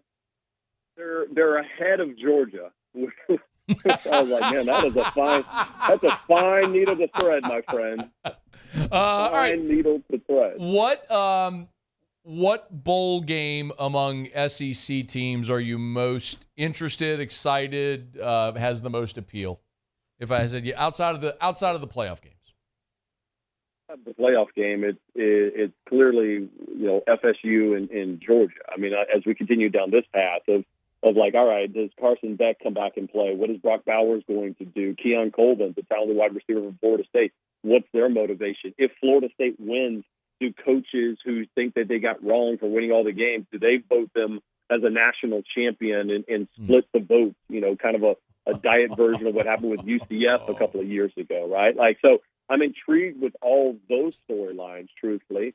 And then Missouri, Ohio State. A hell of an opportunity for Drink going into a 12-team playoff. Yeah. And I'm not quite sure. I mean, I can't imagine Marvin Harrison's playing that game. Kyle McCord, their starting quarterback, just put his name in the transfer portal. This means, this sets up extremely well for Missouri to get a win against Ohio State squad. Dude, everybody at Ohio State's in the portal. They got like a dozen guys already. I mean, it's who is going to play in bowl games and who actually has the motivation and wants to be in them. Is just critical now more than ever. But our playoff is set. You know what, Pete? All right, last thing. If Alabama wins the Natty and Saban retires, would you be okay with Bama winning another one to make this nightmare end? Well, let's start with this. If it ends up being that they beat Michigan, the cheaters that they allegedly are, according to the Big Ten, and they get past Texas or they get past Washington, all for that. And B, I'm conflicted, right? You're asking 2 different Peter Burnses. Peter Burns, a kid from Port Allen, Louisiana, is going to be like, man, get him out of here. Yes, like that. We're good. Go retire. And if you're asking me to just a college football fan, not even the anchor of the SEC network, but as a college football fan, there's greatness, man. And how many great coaches, whether you like them or hate them, do we still have? I don't know. Like a lot of the basketball world just said, deuces, I'm out of it. I don't want to be a part of this any longer. I don't think we have that many great legendary coaches that 30 years from now we'll be talking about in our careers, Moscona. We followed them. We got a chance to watch it up close and in person, and Saban is that guy, like it or not. Yeah, I'm ready for him to be gone. That's easy for me. Go listen. There's a tape. There's a real quick video of him with Roman Harper post game on our set, and they said, "Coach, what changed?" And he goes, "After they scored that first touchdown, I went to every single guy on our sideline and said, we're going to play 40. We're going to make this adjustment, go do this. We're only rushing 4 the entire game." I was like, this guy's locked in. This was not Bobby Bowden at the end of his career or Joe Paterno, who I don't even know if the headphones were on when Joe Powell was on the sidelines late to his life. I mean, he's still dialed in. And I talked to Kevin Steele right before the game, and he's like, hey, the energy that Nick had in 2007 when he first got hired, it burns just as equal, in week 7 of this year, which, I mean, that's greatness, man. It is. He's Peter Burns, SEC Network on Twitter at Peter Burns ESPN, courtesy of Blue Delta Jeans. Go to BlueDeltaJeans.com. BB, we appreciate it, man. Thanks for the time. Talk soon. I'm glad you're not mad at me anymore, and I was just. Oh, I'm still mad at you. Glad I'm okay. mad. Well, that's fine. I'm mad and disappointed. We can have breakup relations later. See you, bye. It's after further review. Stay here. AFR. Glow Resources, complete employer solutions. What did he just say to me? Did he want to? Yeah, that's what he said, didn't he? Actually was hanging out over at Glow earlier this morning. Dropped off Drew at school, went over, got to meet with Jareth Knockan over at Glow Resources. So excited to talk to you about it, man. They're, I say it all the time, they're complete employer solutions. At Glow Resources, they work for the business owner. They're not recruiting. It's not a temp staffing agency. They work for you, the business owner, to find you the best candidates to make your hiring process easier, to make your business more efficient. They're a first resort. So many companies go to staffing agencies as a last resort. At Glow, they want you to consider them a first resort and a first resort for long-term effectiveness. Listen, we're coming up on tax season. Maybe you're looking to staff accounting personnel, C-level management, project managers, call centers, engineers. They do it all. It's Glow Resources. GlowResources.com. Bayou Ford has the new inventory to get you in a new Ford truck or SUV today, or customize your next vehicle just the way you want it. All new Bayou Ford vehicles come with a 1 million mile powertrain warranty. The crew at Bayou Ford is going to do right by you.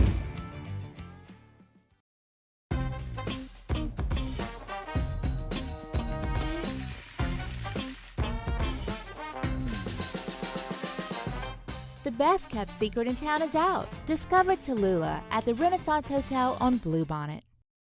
Gulf Coast Bank and Trust is giving our customers the power to bank anywhere, anytime during this challenging event. And we're right there with you. Our mobile banking app is a smart way to manage your money and time.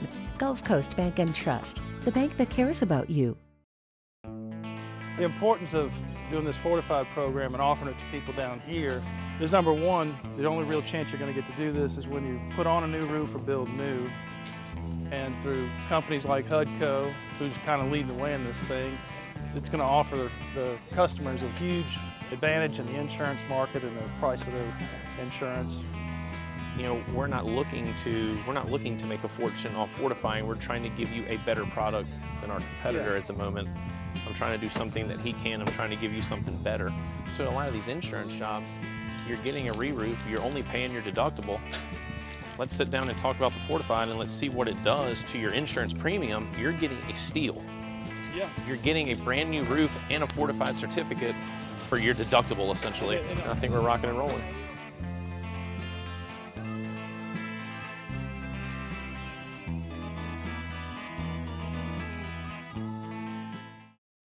Hey, boat owners, check it out. It is the holiday season, which means it's time to buy yourself a gift by taking your boat to the next level with our friends at Front to Back Boat Service. Now is the perfect time to upgrade your boat and get it ready for that warmer weather, whether that's trolling motors, HD sonar, anything and everything. The Sherman family's been at it for 30 years, and Devin's going to take you through 30 more. Find them on Facebook at Front to Back Boat Service or go to fronttobackboatservice.com.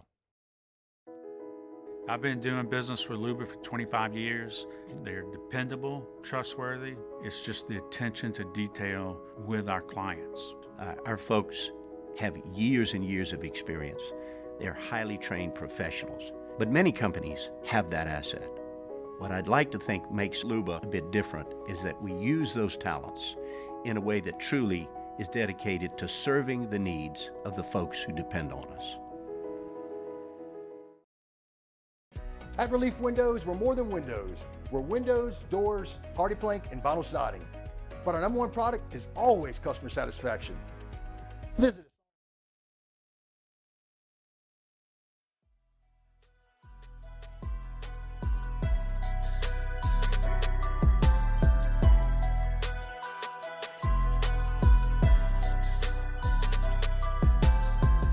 After further review with Matt Moscona, presented by Relief Windows. Windows, doors, siding. Call 288-8138 or visit reliefwindows.com. We got punched in the mouth early on in this game, and I thought our guys fought back and battled back. Obviously, we understand there's no participation trophies in our league, so we're going to take the loss. We're going to own it. But there was a lot of things that I was encouraged by in the game. So, but obviously we've got to still play better. So go ahead. Dennis Allen, after the Saints lose their third straight, this time at home to Detroit, 33-28, as Dennis Allen said. Saints dug themselves a big hole, battled back, but couldn't overcome it at the end. I'm not going to yell today because I think the time for that has passed. I think I'm at the point. What are the 7 stages of grief? You know how you go here? It's like shock, denial, anger, bargaining, depression, testing, and then acceptance. I think I'm at acceptance already. I very quickly made my way through this. Last week was anger. Losing to Atlanta, going 0-for in the red zone, that was anger. I mean, you had the best record in the division. You could have taken a commanding lead in the division, and you peed down your leg against the Falcons. You were coming off your bye. There was a lot of reasons to be optimistic last week. You lose that game, that was anger. That was all the shock, denial, anger. It was all that stuff. After you lost to Atlanta, you were in a backs against the wall scenario. Because not only were you now a game behind Atlanta in the division, like in the win-loss record, but they have the divisional record tiebreaker over you.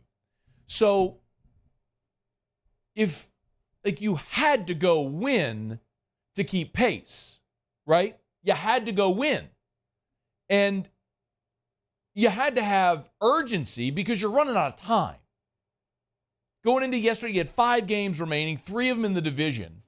And you had this stretch that was opportunistic because you had this home stretch after you had your bye and you had the back-to-back road games against the Vikings and the Falcons. You hadn't been home since you beat the Bears 24-17, and you get 3 straight at home: Lions, Panthers, Giants, before you go Rams, Bucks to finish. So and then Falcons at home. But this was the stretch: 3 straight weeks at home, and after Detroit, it's winnable games against the Panthers and the Lions. And you had to come out with urgency. Considering you lost last week, you had to come out in this one feeling urgent and really with an opportunity, because if you win at home against Detroit, I mean, Atlanta was on the road against the Jets, and I know the Jets are what they are, but who's to say Atlanta's going to go beat anybody on the road? So you had a great opportunity. I know Atlanta ended up beating the Jets, but now with Atlanta's win and your loss and their lead over you in the tiebreaker, you're effectively 2 games back with 4 to go. It's not insurmountable, but it's also not likely that the Saints get it together. So you had to go into this game with urgency, understanding the situation at hand. And instead, the Lions get the ball to open the game, and they go right up your defense. I'll be PC. 7 plays, 80 yards, 3:45 off the clock. You offered no resistance whatsoever. They faced a 3rd and 7 on the drive, and they ran for 9 yards. 3rd and 7, and they ran for 9 yards to get the first down. The once great Saints defense, certainly the once great Saints rushing defense, continues to erode. A lot of reasons we could talk about. You lost Sheldon Rankins in free agency. You lost David Onyemata in free agency. A lot of the personnel we know, okay? But it's what it is. You allow 228 rush yards to Atlanta, and then Detroit goes right up your donkey. They're up 7-0. Not the start you want. But you get the ball. Detroit's defense has been bad of late. Detroit's defense over the last month has been averaging 28 points allowed. They've been bad. So get going. You're at home. You got the crowd. Go score.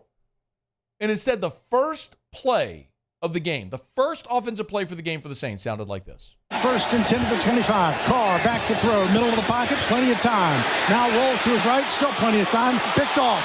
Lions picked it off a tip pass. Brian Branch went right through the hands of Juwan Johnson into the hands of Brian Branch. 1 play, interception. 3 plays later, they're in the end zone up 14-0. You get the ball. You go 3 and out. You actually lose a yard on the possession. They get the ball back. 3 plays, 54 yards, 1:19 off the clock. No resistance whatsoever. They're up 21-0 in 7 minutes.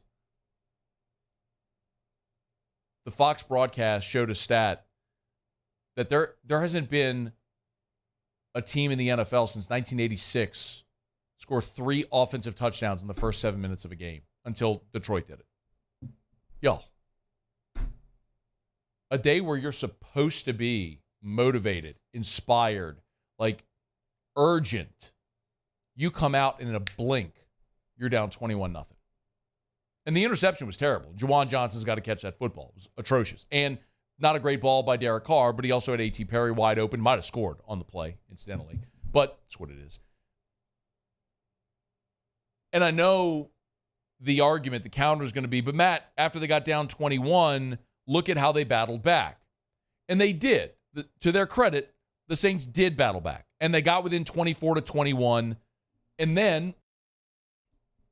then you give up the field goal drive where you actually come up with a big stop. You come up with a big stop in the red zone to force a field goal, so it's still a 1-score game. And you're thinking, because you scored back-to-back touchdowns to start the second half, you're like, all right, offense is rolling. They can't stop. You're within 6. Go score. And then James Hurst, pulling guard, forces a fumble on Derek Carr. And by the way, go back and watch the play. Horrendous effort by Derek Carr. He continued the motion like he was going to hand the ball off. Like, brother, you know you're not holding the ball. What are you doing? Go back and watch it. Ball out of his hand. He just continues like he's going through a fake. Like, you know you're not holding the ball. Who are you fooling? And then Jameson Williams goes and Supermans his way into the end zone, and the ball game was over for all intents and purposes. It's over. It's over. The Saints may win this weekend against Carolina. They may beat Atlanta. Who knows? They may beat the Giants, but it's over. Any lingering sentiment that the Saints might be able to salvage this season or rally together and get on the straight and narrow, figure some stuff out, it's done. When your team quits on the coach, it's over. And they've quit on Dennis Allen. They're all professionals. They're all getting paid. And they're all putting out tape and trying to keep contracts. So they're all going to go play hard. And so when they got down, it's no surprise that they kept fighting to go try to make plays. But to come out so listless, so lifeless, so error-prone, and it was everybody. I mean, Eric McCoy's getting false start penalties. I mean, it was a comedy of errors. Except nobody was laughing. They were booing a lot.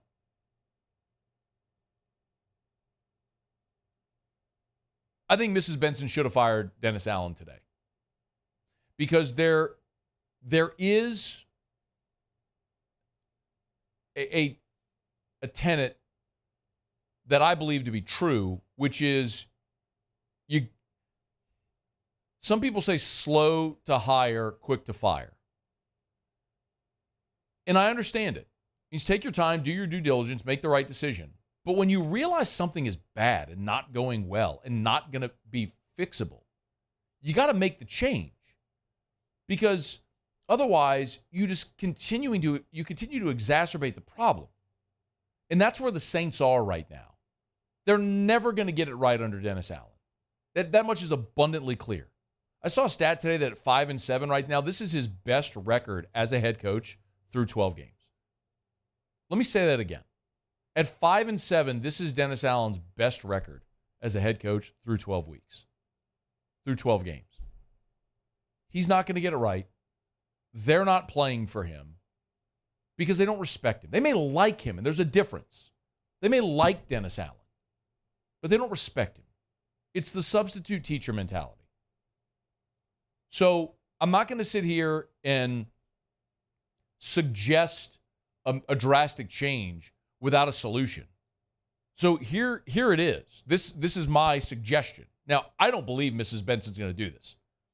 It's pretty clear. I mean, she's got Dennis Lausch and Mickey Loomis in the succession plans for the New Orleans Saints. Only she's firing Loomis. And I don't think they're ready to move on from Dennis Allen when you look in the win-loss column, you're a game out of first place in the win-loss column with 4 to go. So I don't think they're going to do this.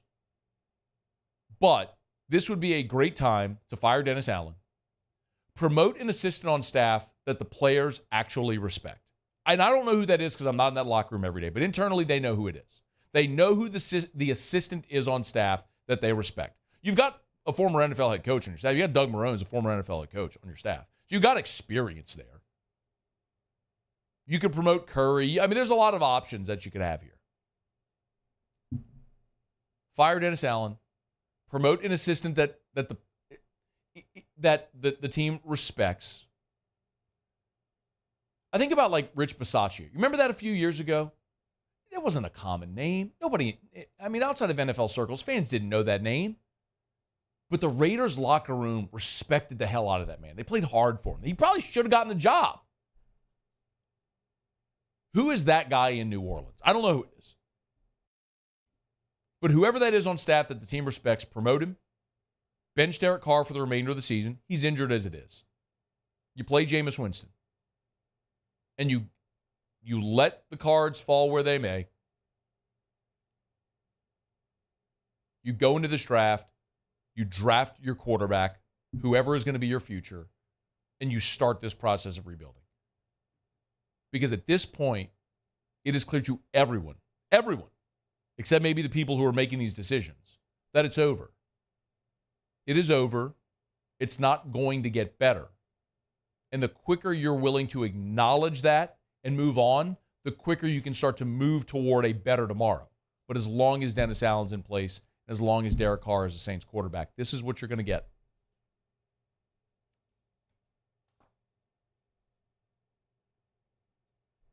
By the way, I know it was hurt, so I kind of hate to say it this way, but do you realize our emperor of empty yards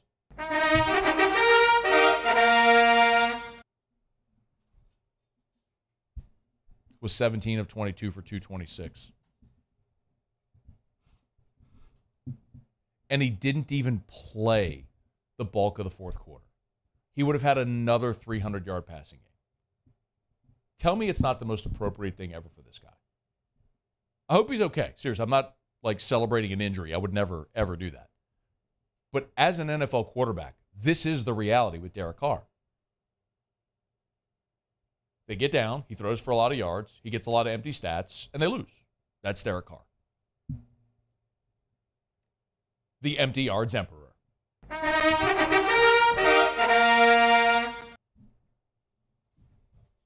least Taylor's standing. How about that?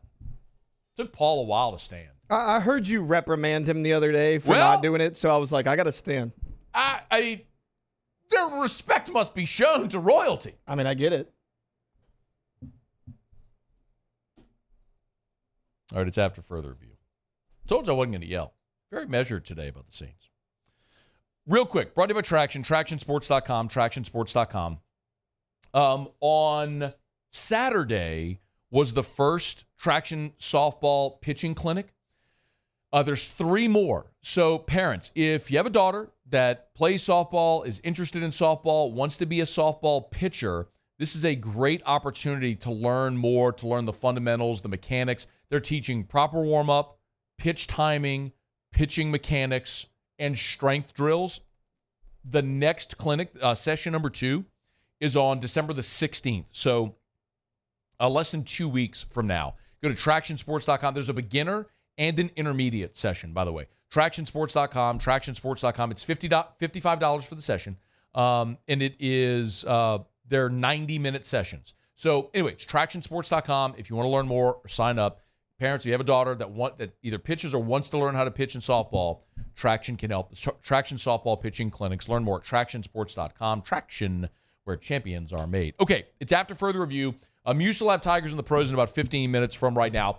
We will get to our transfer portal tracker at the top of hour 3. Trey Bradford, LSU running back, has entered the portal today as well. Bryce Langston, defensive lineman, has entered the portal. They join LaTerrence Welch and Armani Goodwin. So that's 4 LSU Tigers that have already entered the portal. I want to get into some of the comings and goings because there's some offers and some other targets that LSU that I've learned about, and some that are public. We'll get to that at the top of hour number 3, about 25 minutes from right now. So stay with us here. It is a Monday edition of AFR presented by Relief Windows. AFR. Brought by HUDCO Roofing, HUDCORoofing.com. Do business with someone you know, HUDCO Roofing, HUDCORoofing.com. Okay, y'all. Friday, weather was awful. So as I tell you all the time, when the weather's awful like that, our phones at HUDCO, they ring off the hook. And that was the case all weekend.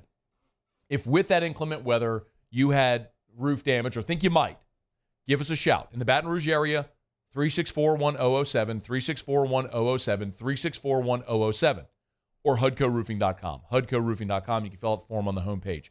Commercial or residential. Something I've been mentioning, and we've had a lot of calls. I specifically mentioned all those buildings like in Industrialplex. Commercial building, flat, metal roof building. If you've got issues with your roof, HUDCO has a silicone coating product. Roughly half the cost of a roof replacement that comes with a 20-year warranty. Let us help. Do business with someone you know. That's us at HUDCO Roofing. Visit us online, HUDCORoofing.com, HUDCORoofing.com. There it is, the extra mile. On the border of expected and extraordinary for those willing to go further. Like vans customized for work or play. With safety and tech to keep you connected. Supported by a 5-star sales, service, and finance team. And backed by the 1-star you know. So go the extra mile. It's never crowded because so few have what it takes to go there. Mercedes-Benz Vans. It was a humid day. Barefoot children play.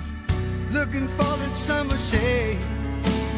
Time to slip away. Oh, Louisiana, some kind of hold on me. Like cypress stumps, your roots are planted deep inside of me. Dylan Cruz here to tell you about Six Rings Baseball and Softball Camp. If you live on the North Shore and play ball, go to Six Rings Camps with former FSU assistant coach Dan Canaveri. His knowledge is second to none, and your child will improve and have fun doing it. Camps were held at Coquille Park and Six Rings Academy in Covington with 4 sessions over the summer. Full day and morning only sessions are available from ages 7 to 13. Go to sixringsbaseball.com or call 985-206-9096. Learn the game to love the game. Electricity is all around us, and our families depend on it. Every day is sparked by the power of a cold drink or a warm meal, a movie night, and a comforting light at the end of a dark hallway. From sunrise to sunset, playtime to bedtime, our team is ready to take care of your electrical needs. Even in the case of an after-hours emergency, the light in your life shines brighter with Mr. Electric. Hey, boat owners, check it out. It is the holiday season, which means it's time to buy yourself a gift by taking your boat to the next level with our friends at Front to Back Boat Service. Now is the perfect time to upgrade your boat and get it ready for that warmer weather, whether that's trolling motors, HD sonar, anything and everything. The Sherman family's been at it for 30 years, and Devin's going to take you through 30 more. Find them on Facebook at Front to Back Boat Service or go to fronttobackboatservice.com. I've been doing business with Luba for 25 years. They're dependable, trustworthy. It's just the attention to detail with our clients. Our folks have years and years of experience. They're highly trained professionals. But many companies have that asset. What I'd like to think makes Luba a bit different is that we use those talents in a way that truly is dedicated to serving.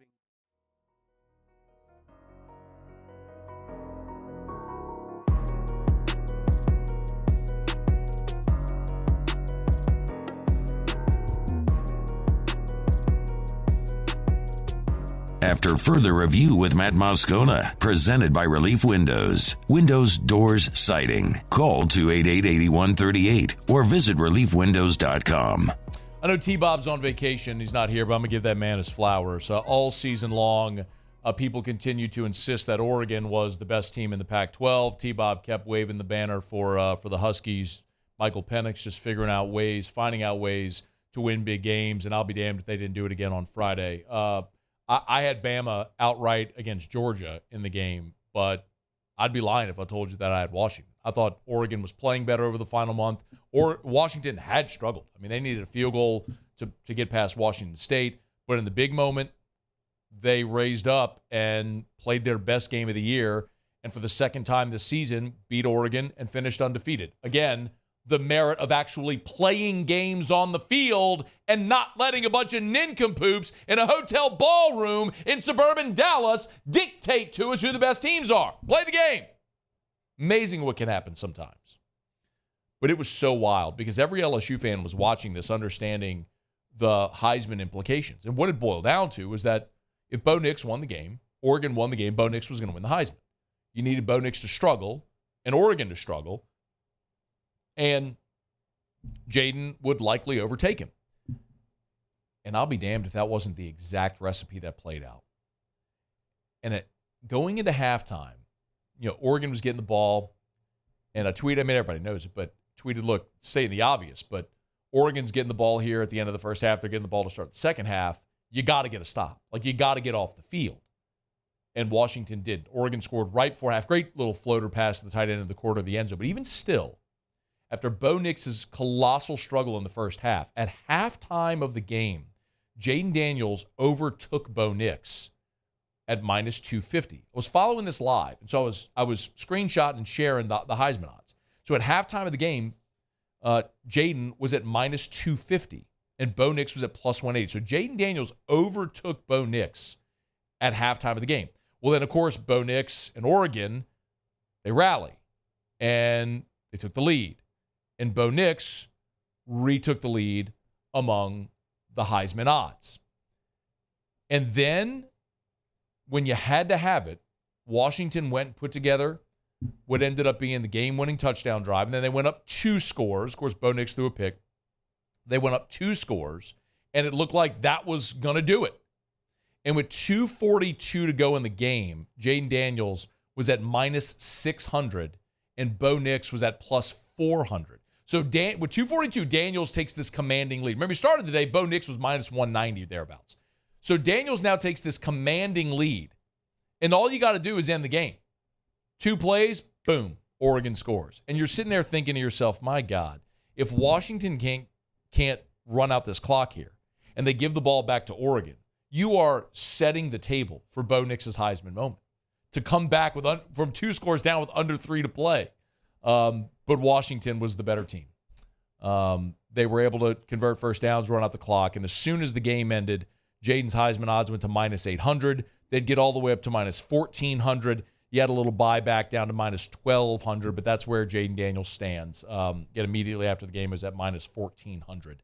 And Michael Penix has the second best odds as Bo Nix plummeted with the loss on the stage on Friday night. So we are expecting here this afternoon in a little bit that the Heisman finalists will formally be announced.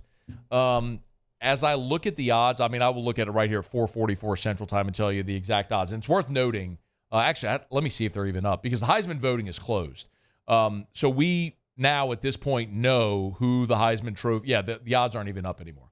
Because we will know. Do we know where it closed at? Did you see it today, Muse, by any chance? I didn't. Taylor, did you by any chance didn't see it? Okay, no worries. I don't know where, it's fine. I don't know where it closed. A lot of people ask, like if you were looking at DraftKings, for example, Taylor, can you pull this up, please? If you're looking at DraftKings, like right there at the top of the screen, it would say like Monday, 3:55 p.m. Please pull it up. Thank you. If you look right there where it says Monday, 3:55, that was when it closed, right? That's when the voting closed. So obviously, there's no sense in continuing to take bets because the voting is done. The winner has been determined. We'll all find out on Saturday. But with Jaden Daniels finishing with the odds he did, which I would assume it closed at minus 1,200, he's going to be a runaway winner of this award. That's where it closed? Okay, thank you. So it closed at minus 1,200. So Saturday is going to be a coronation, and we all have Michael Penix to thank and the Washington Huskies because they played a great game, and that ended up being really what was the best game of championship among the power championship games. I mean, Bama, Georgia was competitive and was a lot of fun as well.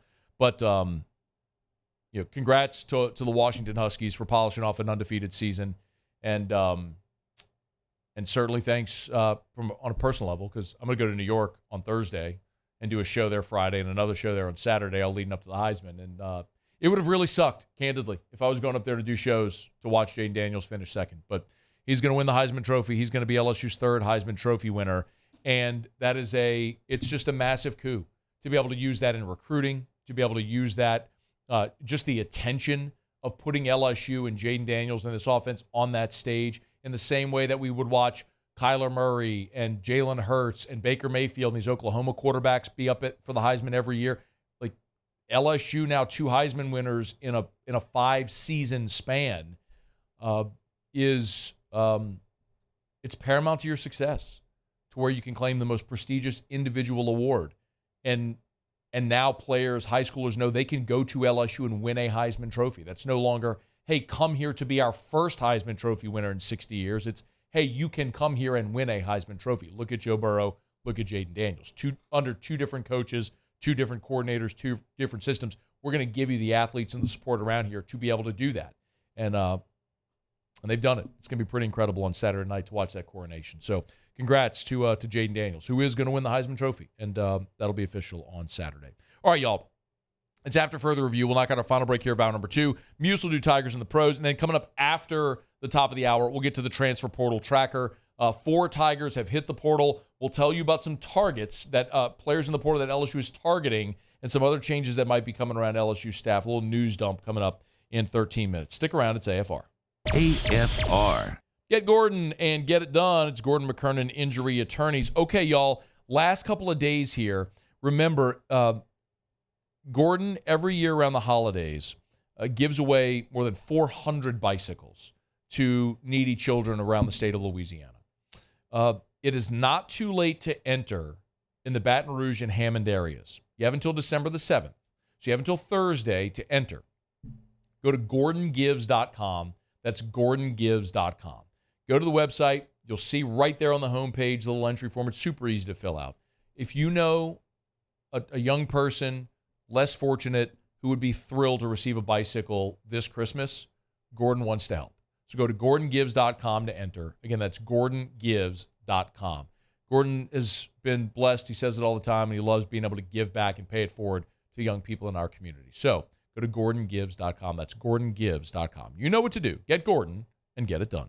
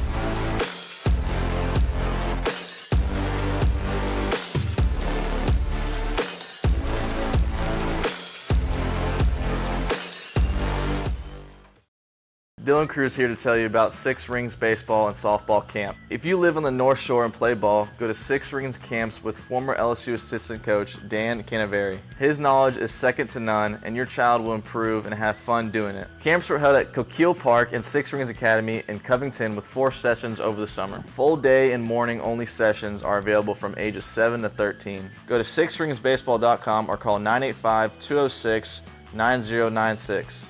Learn the game to love the game. Electricity is all around us, and our families depend on it. Every day is sparked by the power of a cold drink or a warm meal, a movie night, and a comforting light at the end of a dark hallway. From sunrise to sunset, playtime to bedtime, our team is ready to take care of your electrical needs. Even in the case of an after-hours emergency, the light in your life shines brighter with Mr. Electric. Hey, boat owners, check it out. It is the holiday season, which means it's time to buy yourself a gift by taking your boat to the next level with our friends at Front to Back Boat Service. Now is the perfect time to upgrade your boat and get it ready for that warmer weather, whether that's trolling motors, HD sonar, anything and everything. The Sherman family's been at it for 30 years, and Devin's going to take you through 30 more. Find them on Facebook at Front to Back Boat Service or go to fronttobackboatservice.com. I've been doing business with Luba for 25 years. They're dependable, trustworthy. It's just the attention to detail with our clients. Our folks have years and years of experience. They're highly trained professionals, but many companies have that asset. What I'd like to think makes Luba a bit different is that we use those talents in a way that truly is dedicated to serving.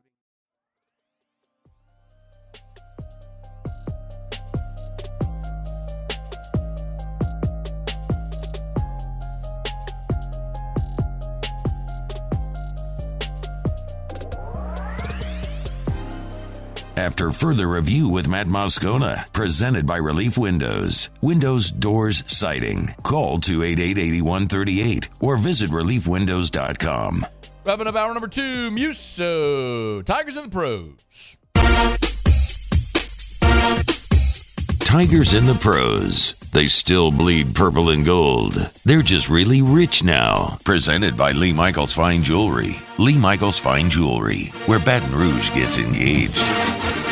All right, a bit of a quiet day around the NFL yesterday for the former Tigers. I went through this a couple different times. I could not find one touchdown scored by a former LSU Tiger in the National Football League yesterday. But Derek Stingley managed to make headlines. Only one tackle in the game for the Texans, but 4 passes defensed to go along with 2 interceptions in that game. Stingley so far on the year, 4 interceptions total. All 4 of those have happened in the last 3 ball games for Houston. Derek's finally healthy, man, and it's really starting to show out there as he's regaining form, and it's fantastic to see. Sauce Gardner got all the headlines. Rightfully so. He's been great to start the career, but if Sting's right, yeah, come on. Yeah, man. I mean, look, he's his first cornerback taken in that draft for a reason, and you're starting to see that reason. B.J. Ojulari just continues to see his role grow for the Arizona Cardinals. It feels like about the 5th week in a row we've said that here in this segment. 3 more tackles yesterday, a hit on the quarterback, and a pass defense. So they're also moving him around in that defense as well. Great to see in his rookie year. Tonight, the Cincinnati Bengals on the field, Monday Night Football. Jamar Chase will look to score a touchdown for the former LSU Tigers in the pros here. If he can't do it, I guess nobody can. Kaylavon Chason also on the other side there for Jacksonville tonight. Jacksonville's first time on Monday Night Football since 2019. Oh, it's been a while. I didn't even think about that. That's true, though. I saw that this week. Go ahead. I'll find it. Okay. KJ Williams last night, another double-double for the Oklahoma City Blue. 19 points, 13 rebounds. Say another double-double because all he's doing is basically averaging one so far early in his career. 16 points, 9 rebounds. That's the average so far for KJ. We'll see if he can get that up to 10 rebounds and officially add the average the double-double. He added 3 blocks just for good measure. And then a little bit of golf from the weekend. A nice weekend for Sam Burns. Nice weekend for Sam Burns. Hero World Challenge. Really probably the best field early in on the PGA calendar. It's a small field, but really good. And he finished 16th. 4 under par. So they played with Tiger Woods yesterday, actually, in the final round as well. So solid for Sam Burns there. And Nope. Just Sam. Just Sam for right now. We'll get to Curtis. Big year coming for him. I feel it, man. I think he's going to do really, really well. That's Tigers in the pros. Why do you hate Curtis Thompson? I don't hate Curtis Thompson. Sounds like you hate Curtis don't. Thompson. You never talk about him. I do when he plays. 12 years. First time in 12 years. Oh. For Jacksonville. So not 2019. On Monday Night Football. Whoa. Lee Michaels Fine Jewelry. Gentlemen, thrill her with a gift in the red box from Lee Michaels Fine Jewelry, lmfj.com. That's lmfj.com. Thinking of popping the question? Why go anywhere else? Lee Michaels has helped Baton Rouge and all of Louisiana get engaged for more than 40 years. The highest quality diamonds, the best prices and selection, and the friendliest staff where you always get the Lee Michaels experience. lmfj.com. Okay, transfer portal is open. We need a transfer portal sounder. For sure need a portal sounder. All right, comings and goings around LSU. We'll get to that right after Sports Center. AFR. Brought to you by the Williamson Eye Center. I was actually down in the lobby of the building earlier today talking to Judy, a.k.a. Mama, a.k.a. Lady Jag, and she was talking about how she couldn't see, holding the, eyesight's getting bad, holding the papers away, couldn't see when she drives. So you better go see Dr. Blake Williamson, the Williamson Eye Center. You want to see 20/20 without contacts or glasses? You want to give yourself that gift? You have to be able to just wake up in the morning, open your eyes, and see? Got to go see Dr. Blake Williamson at the Williamson Eye Center. Dr. Blake goes all over the world and does lectures and presentations at ophthalmology clinics and conferences because he's on the forefront of technology and advancements in ophthalmology. Like, for example, the EVO ICL, that's the implantable contact lens. This is a reversible procedure, and it's an alternative to LASIK. Well, it's been around for like 20 years. People are just now finding out about it, but Dr. Blake and Williamson Eye Center have been doing EVO ICL procedures. If you want to see 20/20 without contacts or glasses, just go for that consultation. 924-2020. Relentless reporting gets results. I'm never going to stop until we get the answers you need. Uncovering more as the powerful try to cover things up. What happens in the dark will always come to light. Founding new principles and practices for the state of Louisiana. Chief Investigative Reporter Chris Nakamoto. Chris Nakamoto and the Investigative Unit. Recipients of Columbia University's prestigious DuPont Award. Gulf Coast Office Products is a nationally recognized Savin office equipment dealer based right here in Louisiana. Over 100 employees strong, Gulf Coast has the boots on the ground to support all vertical markets, from education, engineering, legal, and finance. With the latest in office technology, from desktop to production segment units, Gulf Coast and Savin have the perfect fit for you. Call 225-756-2644. That's 756-2644 for Gulf Coast Office Products. Bayou Chrysler Dodge Jeep Ram has $20,000 off MSRP on new 23 Ram 1500 trucks. $20,000 off plus no payments for 90 days on new 23 Ram 1500 trucks. All with Bayou's 1 million mile warranty. The crew at Bayou Automotive is going to do right by you. Life in Louisiana is like a run-on sentence. A poem that doesn't rhyme. Life is here, now. For life's moments, big and small, always there. The right card, the right care. The Windsor Senior Living Community in Mandeville, Louisiana is a beautiful, vibrant apartment community geared toward seniors. They are nestled right in the heart of Mandeville, where seniors live a more carefree lifestyle in spacious apartments with the peace of mind that comes from having a little extra help. Call the Windsor at 985-624-8040 to schedule a lunch and tour. Come see how the Windsor can be your passport to peace of mind. Dylan Cruz here to tell you about Six Rings Baseball and Softball Camp. If you live on the North Shore and play ball, go to Six Rings Camps with former LSU assistant coach Dan Canaveri. His knowledge is second to none, and your child will improve and have fun doing it. Camps were held at Coquille Park and Six Rings Academy in Covington with 4 sessions over the summer. Full day and morning only sessions are available from ages 7 to 13. Go to sixringsbaseball.com or call 985-206-9096. Learn the game to love the game.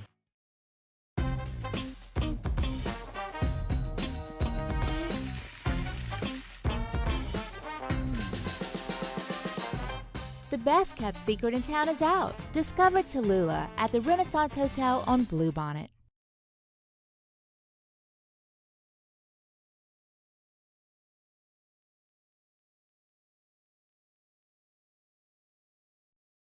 This is SportsCenter.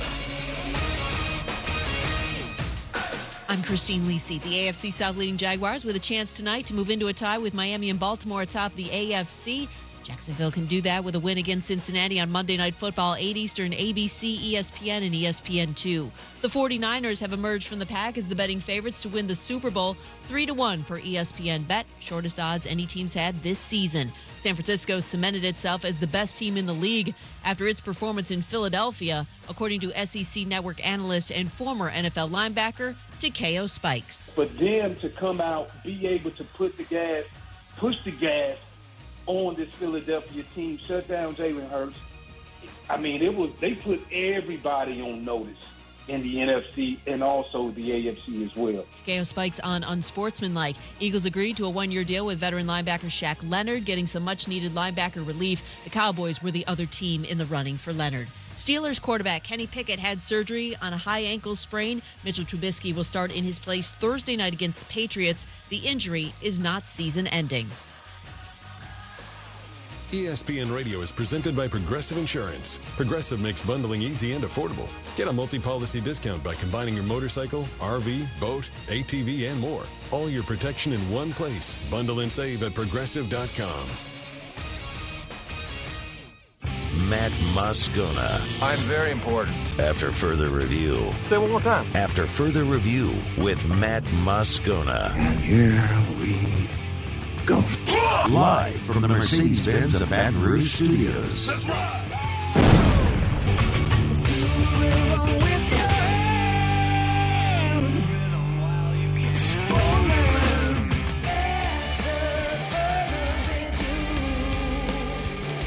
Hour 3, off we go. Welcome aboard. Glad you're with us.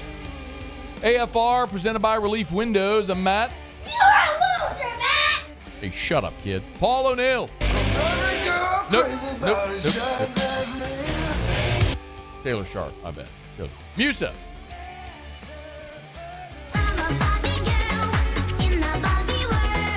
And Mr. Joby Tomplin.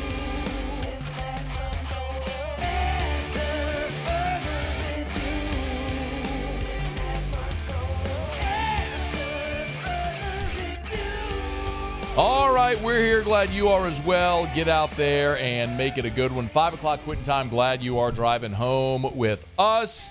We'll get to our college football takeaways from this weekend. More from Dennis Allen on this Monday after the Saints lose to Detroit. We do have a mock draft from Pro Football Focus that some of you have probably seen by now, but many of you are going to be thrilled by the results. We'll get to that here in just a little bit. So the college football, the NCAA transfer portal opened on Monday. So before today, you'd heard of a lot of players entering the portal, but really those were just declarations of an intention. Staff members had reached out to a player prior to this point that would have been considered tampering. So now players can formally enter the portal, and this window stays open for a 30-day period. Let's get to the news as it pertains to LSU. We had prior learned already that cornerback LaTerrence Welch and running back Armani Goodwin were entering the portal. Today, we learned of two more LSU Tigers who are exiting Tiger Town. One of them is defensive tackle Bryce Langston. Now, Langston was a defensive tackle out of the state of Florida who signed with LSU back in the 2021 class. He played in just 4 games over his 3 seasons. And now enters the transfer portal. So Goodwin, Bradford, Langston, and then LaTerrence Welch are the 4 now that have entered the transfer portal. So Langston, I'm just trying to sort of read the tea leaves with some of these. With Bryce Langston leaving, it kind of makes me think LSU might be getting lucky with some of these defensive linemen returning. Remember, you're losing Jordan Jefferson, who's out of eligibility, but Smith, Wingo, and Guillory all could return for another season. We'll see. And then you add Langston, Tyjee Hill, Fitzgerald West, young guys that just hadn't played a lot. So if Langston's leaving after being here for 3 years and his path to the field now clear, that would suggest that, to me anyway, that they might be getting word that some of these players are going to return. As for the running backs, Bradford and Goodwin, I think that's no surprise whatsoever. We've talked about that a bit. John Emery's out of eligibility. Josh Williams could return for a 6th season if he wants to, but Logan Diggs is the big decision. You know, he's year 3. He's draft eligible. Does Diggs return? And then you got 2 really explosive young freshmen, as well as an incoming freshman as well. So your running back room last year with 8 scholarship players was just a glut of running backs. You had to lean out that room, and they're doing it. And then with LaTerrence Welch, you know, who knows what's going to happen here at cornerback. We got to see young guys like Ashton Stamps, Jeremiah Hughes, Javian Toviano play a lot late in this season with a lot of the injuries. Remember, Zy Alexander could return, and the word that I'm hearing is he is expected to return. Now, I don't know if this is broken anywhere, but Zy Alexander tore his ACL against Army. So how much of a recovery is that? When is it plausible that he could be back on the field? I don't know. Remember, J.K. Johnson was injured. The Ohio State transfer was injured in fall camp, didn't play at all this season. So in theory, you could have those 2 guys, the young players I just mentioned, and then you're going to go attack the portal as well and look for potential starters out of the portal. One name that that's worth keeping an eye on is Jair Brown. Now, Jair Brown, if you don't know his story, is at Ohio State. And he started his high school career at Warren Easton. So he's from New Orleans, played 2 years at Warren Easton, and moved to Ohio. Played his junior and senior year of high school in Ohio, and then signed with Ohio State. So Jair Brown hitting the portal is interesting because we know one of the things that Brian Kelly has always put an emphasis on since he's been here with the portal is bringing kids from Louisiana back to Louisiana. So here you have a guy that was a very talented 4-star cornerback, a guy who's played 2 years at Ohio State, who very well could be a target for LSU, and I suspect will be a target for LSU at the cornerback spot to bring him back to Louisiana. So that's one worth keeping an eye on for sure. There was another report today, just when you're looking at sort of the comings and goings, and I do not suspect, by the way, that that's it as far as players leaving LSU. You're going to see more. It's just the way that this goes. Well, there was also a report that Joey Tanoa, forgive me, I don't know this name, Tanona, Tanona. He's from the state of Indiana, and he was a medical retirement. Apparently got into a car accident, and he's missed the last 2 years. Well, he's trying to come back, and Steve Wiltfong from 247 tweeted earlier today that Tanona entered the portal, trying to make a comeback. Purdue was thought to be the destination, but remember, Brian Kelly signed him at Notre Dame. And Wiltfong reported a bit ago that LSU is targeting Tanona in the portal. Still thinks that Purdue is the leader, but things are picking up and LSU could be a target. Remember, when we talk about LSU on the offensive line, you're returning your 2 tackles. And we know that. Will Campbell, Emory Jones are back for their junior years. All 3 of your interior players could return. Charles Turner could come back for a 6th season. Miles Frazier could come back for a 5th season. Garrett Dellinger is a true junior, so he could come back for his senior season. That's worth keeping an eye on as well. If you're targeting players at that position in the portal, though, it would suggest that you're anticipating a need there. So we'll see how that goes. A couple of other names worth keeping an eye on, just as we move through this. And the next month is going to be pretty rapid fire because a lot of players are going to make their determination if they're entering the portal, And if they're staying at their current school, where they may land, what opportunities are out there at what schools. Will Shepard is another kid who's a Louisiana kid who went to Mandeville High.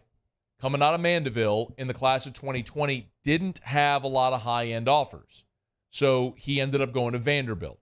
Now, in the 2020 class, LSU did sign 3 receivers. Kayshon Boutte was in that class. Alex Adams was in that class. Coy Moore was in that class. But the 2021 cycle was where LSU loaded up on receivers. That's where you had Malik Neighbors and Brian Thomas and Chris Hilton and Jack Besh. And you had Deion Smith out of Mississippi as well, who ended up not qualifying and leaving. But anyway, the point being, you knew you were loading up in 21, so you took 3 receivers in 20, and Shepard didn't have an offer. Well, Shepard has been at Vanderbilt, and he would be a plug-and-play guy at LSU. He is a big, physical, fast kid who was really good in high school at Mandeville, but it just didn't have a spot at LSU. So Shepard is one. If LSU decides to target a receiver in the portal, Will Shepard could be one to keep an eye on. I mentioned Jair Brown, the cornerback out of Ohio State. Something else that we've obviously paid a lot of attention to is the exodus at Texas A&M. And this is pretty normal every time a coach is fired, especially in their current culture and climate. And you're going to have players leave. And a lot of talented players have left Texas A&M. One of them today that hit the portal is safety Jordan Gilbert. Jordan Gilbert's from White Castle, who played high school at U High. And let's be very honest, y'all. LSU was terrible at safety this year. Losing Greg Brooks, emotionally losing your leader was massive. But just on the field, Greg Brooks is your best defensive back. So losing Greg Brooks on the field was tough. You were left with basically Major Burns, Andre Sam, and then whatever combination of players, young players you could go. Jordan Gilbert's one to keep an eye on. But I'll mention also another safety at Texas A&M that would be a no-doubt home run if it happens, and that's Jacoby Matthews. Y'all remember the story. Jacoby Matthews from Ponchatoula. It was LSU, Texas A&M. The kid wanted to go to LSU. A&M made a better NIL offer. He took the better offer. We talked about it on signing day when it happened. I was fortunate enough to be able to have the terms disclosed to me. We talked about it very candidly here on the air. The kid took the better offer. And now there's going to be an opportunity for him to hit the portal again and have a lucrative opportunity to return home and play at LSU and be a plug-and-play day one starter. This kid was a 5-star safety. He's been a contributor at A&M for 2 years now. He would be an immediate and dramatic upgrade if he hits the portal. And I'm told that a decision for Jacoby Matthews will likely come during the holiday break. So semester's ending at a lot of different schools. He'll be home in Ponchatoula for the Christmas break. While he's home, he'll make a decision if he's going to hit the portal. If he does, there will be an immediate opportunity at LSU for Jacoby Matthews. But I would expect LSU is going to add a safety, quite possibly one from Texas A&M. All right, let me break. When we come back, I want to talk quarterback because a lot of you are asking about a lot of the quarterbacks in the portal. So let's get to that when we come back next. What possibilities realistically are there, and how might LSU's board and decision at quarterback shape up? I'll get to that as we continue. We're glad you're with us here. Stick around. It's AFR presented by Relief Windows. AFR. Monday Night Football, y'all. First Monday Night Football game for the Jacksonville Jaguars in a dozen years. Best place to watch? Pluckers. Nicholson, just south of campus, Bluebonnet right in front of the Mall of Louisiana. Look, there's a lot of places you can go to watch the game. There's a lot of places you can go to watch the game and eat food. There's a lot of places you can go, watch the game, eat food, and drink beer. But there are no places where you can go, watch the game, drink beer, and eat all-you-can-eat wings, award-winning jumbo chicken wings than Pluckers. That's every Monday. Every Monday at Pluckers is all-you-can-eat wings. So get on by. You can watch the game tonight, Monday Night Football, dine on award-winning jumbo chicken wings, all you can eat, pay one low price, eat as many wings as you want tonight and every Monday over at Pluckers. Nicholson, just south of campus. Bluebonnet right in front of the Mall of Louisiana. Pelicans play tonight as well. It's a national television game. It's 9 p.m. Remember, Pluckers is open to midnight or later every night of the week, so you want to stay there and watch the Pels and keep eating wings? Do it, Pluckers. If you don't like our wings, we'll give you the bird. I've been doing business with Luba for 25 years. They're dependable, trustworthy. It's just the attention to detail with our clients. Our folks have years and years of experience. They're highly trained professionals, but many companies have that asset. What I'd like to think makes Luba a bit different is that we use those talents in a way that truly is dedicated to serving the needs of the folks who depend on us. Electricity is all around us, and our families depend on it. Every day is sparked by the power of a cold drink or a warm meal, a movie night, and a comforting light at the end of a dark hallway. From sunrise to sunset, playtime to bedtime, our team is ready to take care of your electrical needs. Even in the case of an after-hours emergency, the light in your life shines brighter with Mr. Electric.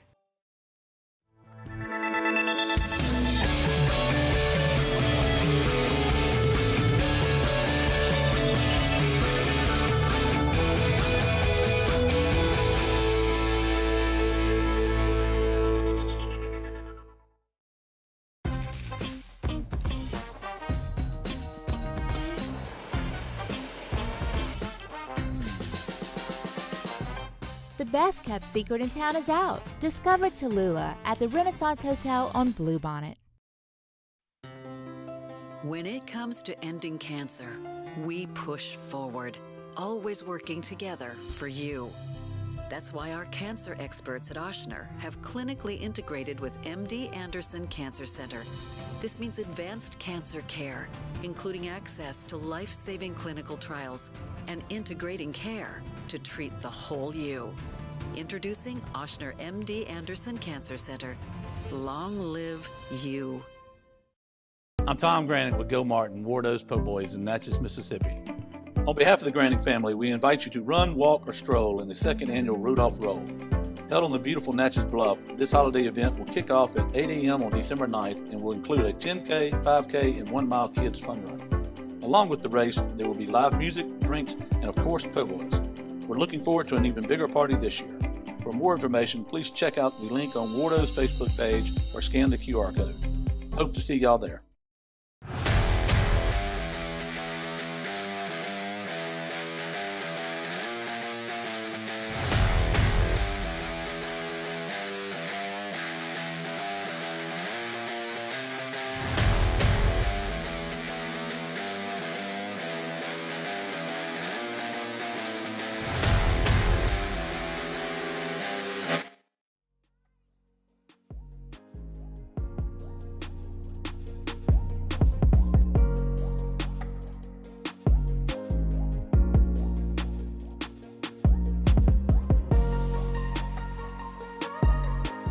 After further review with Matt Moscona, presented by Relief Windows. Windows, doors, siding. Call 288-8138 or visit reliefwindows.com.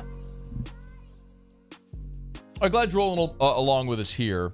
Get to our college football takeaways from the weekend here in about 15 minutes from right now. Otterlocks to wrap up the show. See you, Jimmy's got a Monday Night Football. So download your DraftKings Sportsbook app.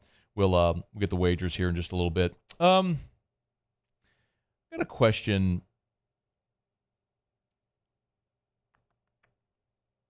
Here it is.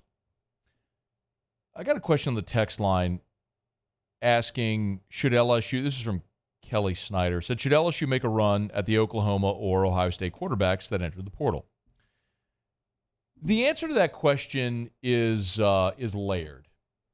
And I'll kind of sort through this as best I can, understanding that over the last week, Brian Kelly went through roster evaluation, sort of exit meetings, staff evaluation to determine what changes they're going to make on staff. And there's going to be defensive staff changes. I know everybody, myself included, is anticipating a change at defensive coordinator. Not sure that's going to happen. I am fairly confident in saying there's going to be at least 2 defensive staff changes.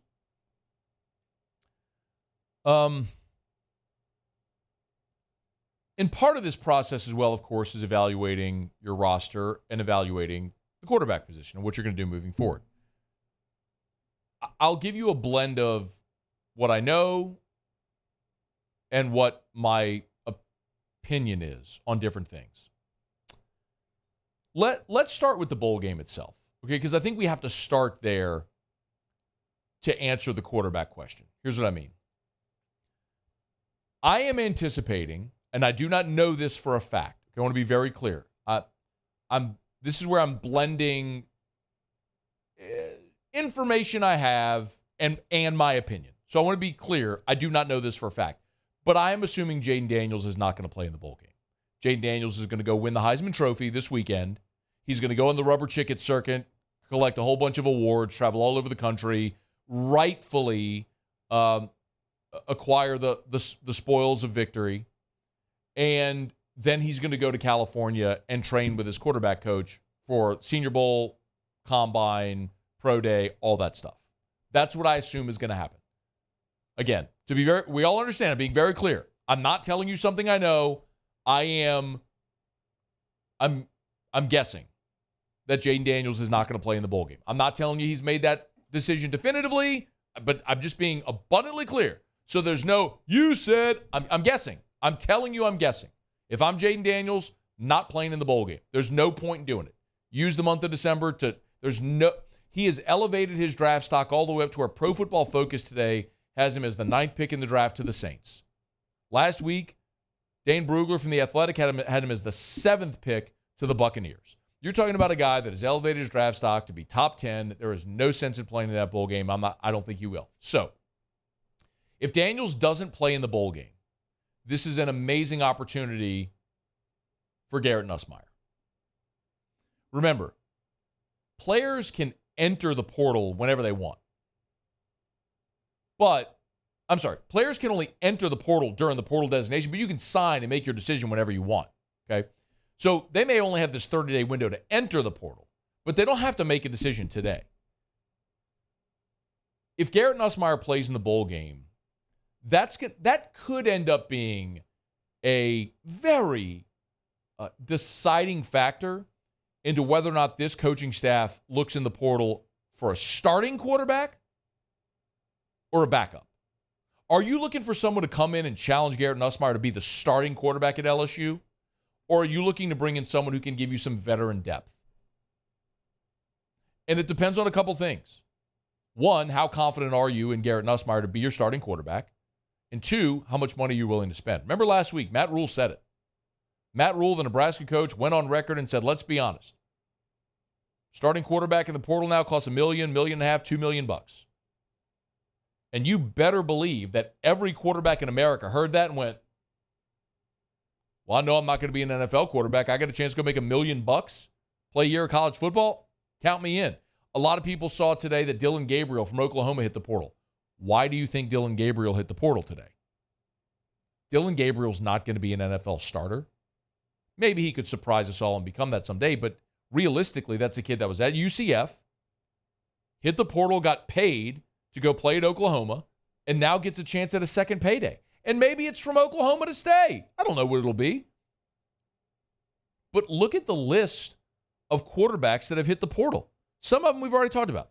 Riley Leonard from Duke, DJ Uiagalelei from Oregon State, Cam Ward from Washington State, Kyle McCord, former 5-star, Ohio State. He's going to hit the portal. That's a guy that's going to be poised to get a 7-figure payday somewhere as a starting quarterback.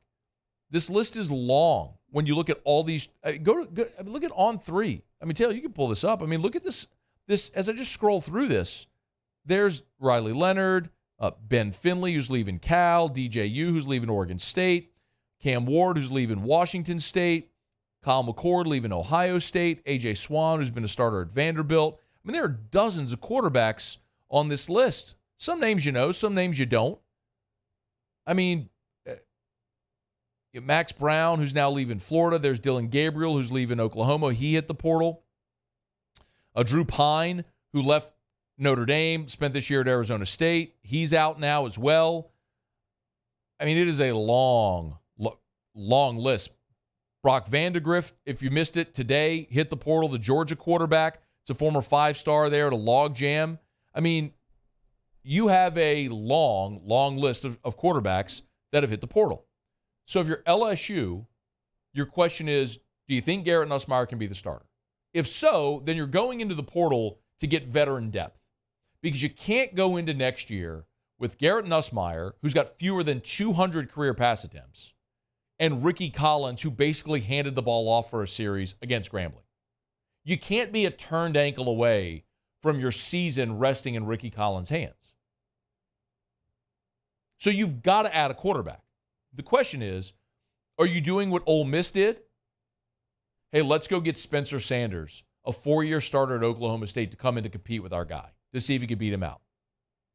Or are you just adding someone who's been a starting caliber quarterback around college football to come in and give you veteran depth in case you have the turned ankle scenario I just described? And a lot of that, I think, is going to depend on how you feel like bowl preparation goes with Garrett Nussmeier and how he plays in the bowl game if Jaden Daniels opts out.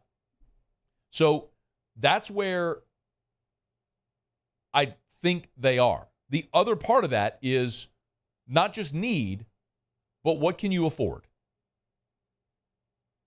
Let's be very clear. And I've said this to you before. The irony of Jaden Daniels is that his success is ultimately going to cost you money.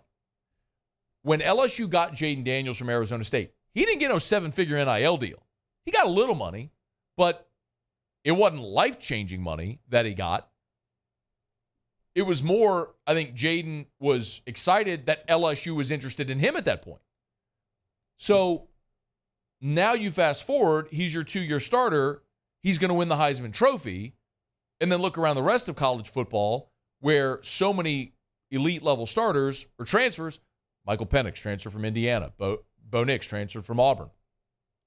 Like, it's pretty obvious. The quarterback market to get a high-level starter is going to cost you a lot of money.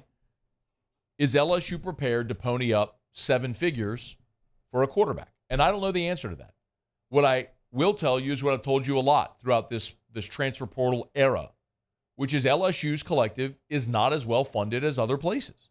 They are behind. I don't really have much of an appetite for people pushing back on me and telling me that's not factual. I think LSU does not have this sort of endless supply or surplus of cash to spend in the portal. So they've got to be very mindful about how they spend the money that they have. It's not to say they don't have any money. But if you expect LSU to be able to do what A&M did a couple years ago, what we've seen Florida do in the portal, Missouri, the money they're spending, there's places that are doling out cash, y'all. Lots of it. And LSU don't have lots of it. That's okay. I've told you all the time, the advantage you have is the dirt. You got great players in the state that will always want to play at LSU. That's an advantage you will always have. But when you do go spend in the portal, you have to be responsible with the way that you spend in the portal and how you allocate the money that you have. So is LSU going to be willing to pony up $1 million to sign a starting caliber quarterback? A lot of y'all, hey, should LSU go after Brock Vandegrift? Should LSU go after Kyle McCord from Ohio State? You can, but if you go after a Kyle McCord, you're going to pay him 7 figures to come here. Are you willing to make that type of investment, or do you stick with Nussmeier for next year? My opinion, again, let me click. Big flashlights. Opinion. Said LSU's going to add a quarterback. You're not going into next year with just Nussmeier, Collins, Hurley. That's not a reality when you have the portal available to you. You will add somebody. The real question is, are you getting a starter or are you getting a quality backup for Garrett Nussmeier? And there are 2 questions you have to answer. Do you believe in Nussmeier? How much are you willing to spend? And when we have the answer to that, we'll know who LSU will be targeting in the portal. All right, it's after further review. We're glad you're hanging out with us here. Been a really busy show. Brought to you by Pure Restoration. Mold Zero is now Pure Restoration. All that awful weather that came through on Friday, a lot of people, you might have had water in your house. You got mold? You might. If you have mold, think you might have mold, remember, Pure Restoration. Pure-restoration.com. It's Mold Zero. Same company, same people, same patented non-toxic dry fog treatment It's just a new name. Mold Zero is now Pure Restoration. If you can't remember it, text me, tweet me, email me, message me on all the social media. Matt, what's the mold company you always talk about? Pure Restoration. Pure-restoration.com. But they're not just about removing mold. Well, they can do that faster and more cost-effective. But they also have a sanitization product. There are schools that hire Pure Restoration to come in, spray their sanitization product. It's good for a full year. Do it once a year. Schools, hospitals, government buildings, they do it all. It's Pure Restoration. Pure-restoration.com. Pure-restoration.com. Okay, let's have to further review. Oh, here's the mock draft that I think a lot of people are super duper duper pumped about. This is Pro Football Focus mock draft, which dropped today. Caleb Williams going number 1 of the Bears. By the way, Caleb Williams will not play in the bowl game. I think so. For all the curiosity, all the wailing and gnashing of teeth about whether or not Caleb Williams was going to return to school, he's not playing in the bowl game. Of course, he's not playing in the bowl game. Of course, he's going to go pro. But Pro Football Focus does, in fact, have the New Orleans Saints taking a quarterback in round 1, and that quarterback is Jaden Daniels out of LSU. So, just really quick, Saints are 1 game back from the NFC South lead and hosting a playoff game, but they're far too inconsistent and far too frustrating to feel confident about them beyond this season. They need to complete and total reset. That means picking a quarterback. Daniels is the biggest riser in this draft class. An afterthought for many going into the year, Daniels had a Heisman-worthy season at LSU. He recorded elite season grades as a passer and a runner to garner the top overall quarterback grade in the FBS. He has drastically improved both how he takes care of the football and how he sees the field, and executes big-time plays. So, I would love to see it. Fully endorse, co-sign. Number 1, I don't know that Jaden will be on the board when the Saints pick. Number 2, I don't believe the Saints are taking a quarterback. Until they do it, like when you haven't taken but 1 quarterback in round 1 in your history, I've just got to see you do it to believe it's going to happen. Would fully endorse it. Would love to see Jaden Daniels in New Orleans. But honestly, I would settle for the Saints taking any quarterback in round 1. Whoever you're bullish about, whoever's on the board when you pick, take it. Show me you care about winning big in your future, because you're not doing it right now. All right, it's after further review. Let me knock out a quick break. We'll come back. We'll get to our college football takeaways from the weekend. Still a ton to do. Otter Locks in 15 minutes. It's AFR. AFR. It's a raving fan shout-out. Presented by Darren James & Associates, brokered by eXp Realty. I love sharing these reviews from Darren James & Associates, brokered by eXp Realty. How about this one? From Jenny Lowe, who said, "Thank you so much to Darren James and his staff for making a quick, easy, stress-free on the selling of my house. We will always recommend you for your outstanding services." Another 5-star review. Ho-hum, another day, another 5-star review for Darren James & Associates, brokered by eXp Realty. If you are thinking about selling your home, and listen, we're getting to that time of year, right? It's December now. A lot of people sell their home at the end of the year because they want to be in the new home for the new year. Darren James can help. 335-7666, 335-7666, or agent225.com for Darren James. Think real estate, think Darren James.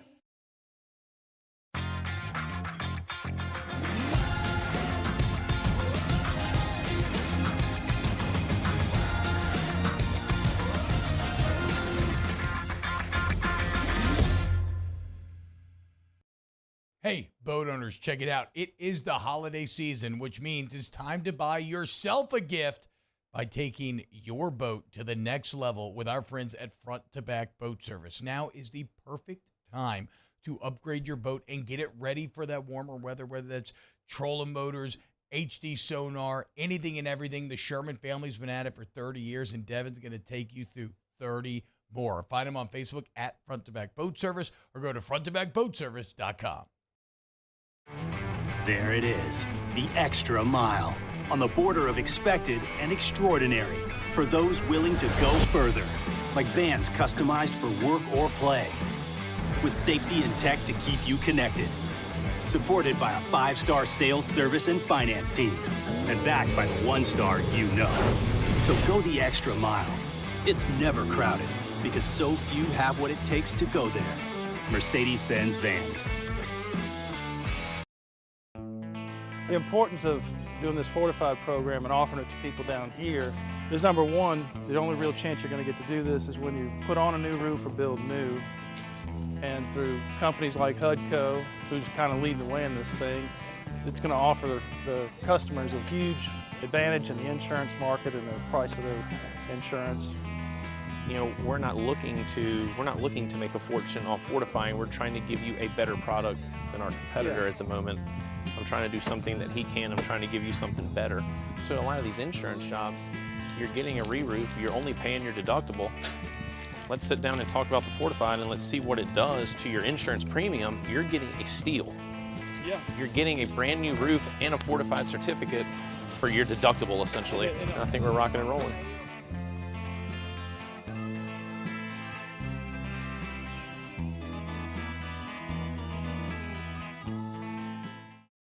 Electricity is all around us, and our families depend on it. Every day is sparked by the power of a cold drink or a warm meal, a movie night, and a comforting light at the end of a dark hallway. From sunrise to sunset, playtime to bedtime, our team is ready to take care of your electrical needs.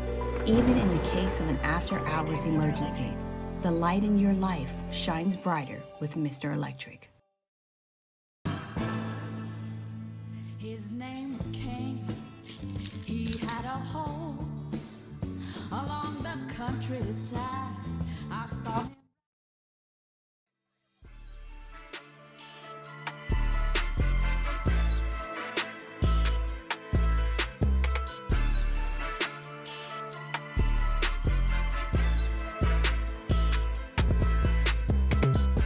After further review with Matt Moscona, presented by Relief Windows. Windows, doors, siding. Call 288-8138 or visit reliefwindows.com. I'm glad you're with us here. Open the show today with my reaction to Florida State's snub in the college football playoff. We also did chat with Bill Schmid, our buddy who's actually with us here to preview the Saints-Packers game. He does radio up in Milwaukee, covering the Packers and the Wisconsin Badgers. So chat with Bill Schmid, kind of get the Wisconsin take on the ReliQuest Bowl, and, of course, a lot of conversation about Jayden Daniels, the Heisman. Wanted to remind you, tomorrow is the Broyles Award luncheon, and the announcement, I think, is noon Central. So by the time we're on air tomorrow, we'll know if Mike Denbrock has won the Broyles Award. So we'll look forward to that. Also, Brian Kelly is meeting reporters tomorrow morning at 9 a.m. So Tuesday morning, 9 a.m., Brian Kelly will meet reporters to kind of talk about the ReliQuest Bowl and some of the preparation for the game, and obviously a lot of the roster stuff as well, as the portal should be rolling by that point. So the news is going to start rolling a little hot and heavy here for LSU. Obviously, we have a little less than a month before the bowl game, but of greater consequence is staff and roster decisions that have to be made and have to be made here pretty quickly for LSU. So we'll get to all that. All right. Glad to have you with us. Jimmy's going to give us our bet for Otter Locks here. No doubt I'll have a pick on Monday Night Football tonight as the Bengals are in Jacksonville. The Jags on Monday Night Football for the first time in 12 years. We'll get a pick from Jimmy coming up here in less than 10 minutes from right now. But let's do our college football takeaways. Hit it, Muse. Another week in the books. What did we learn about the landscape of college football? All right. Man, sometimes things just go perfectly, and that's what happened in the Big Ten Championship. There could not have been a more fitting, a more perfect swan song for Brian Ferentz as the Iowa offensive coordinator than getting shut out and only racking up 155 total yards and 7 first downs. Is that not the way it should have gone? Where the biggest highlight is the guy chasing the punt returner down. You know, the other thing about that game, too, is it finished 26-0, by the way. Had the under. I'm sure. You had the under, I'm sure. I didn't play it, actually, to be honest with you. Taylor, you had the under in the game. Yeah, it was actually a high under. Wasn't it like 36.5? I got it at 34.5. 34? Okay. Yeah, but the only reason it was even as close as it was is because Michigan got 2 short field scores after turnovers. It might have been 10-0 otherwise. It was still never even really close. Oh, Brian Frentz. Yeah. Oh, and he was pissed too because one of the fumbles was who was the kid, the Iowa quarterback? Deacon Hill. Deacon Hill. It's so forgettable. He got hit as he was throwing. Were y'all watching the game when this happened? No, I wasn't watching this happen. So they're at their own 10. He gets hit as he's throwing, and they blow the play dead. As it was a forward pass. Well, the ball is just bouncing around. An Ohio State kid just casually the play's dead. Just kind of picks it up. Well, they ruled that a clear recovery of the fumble.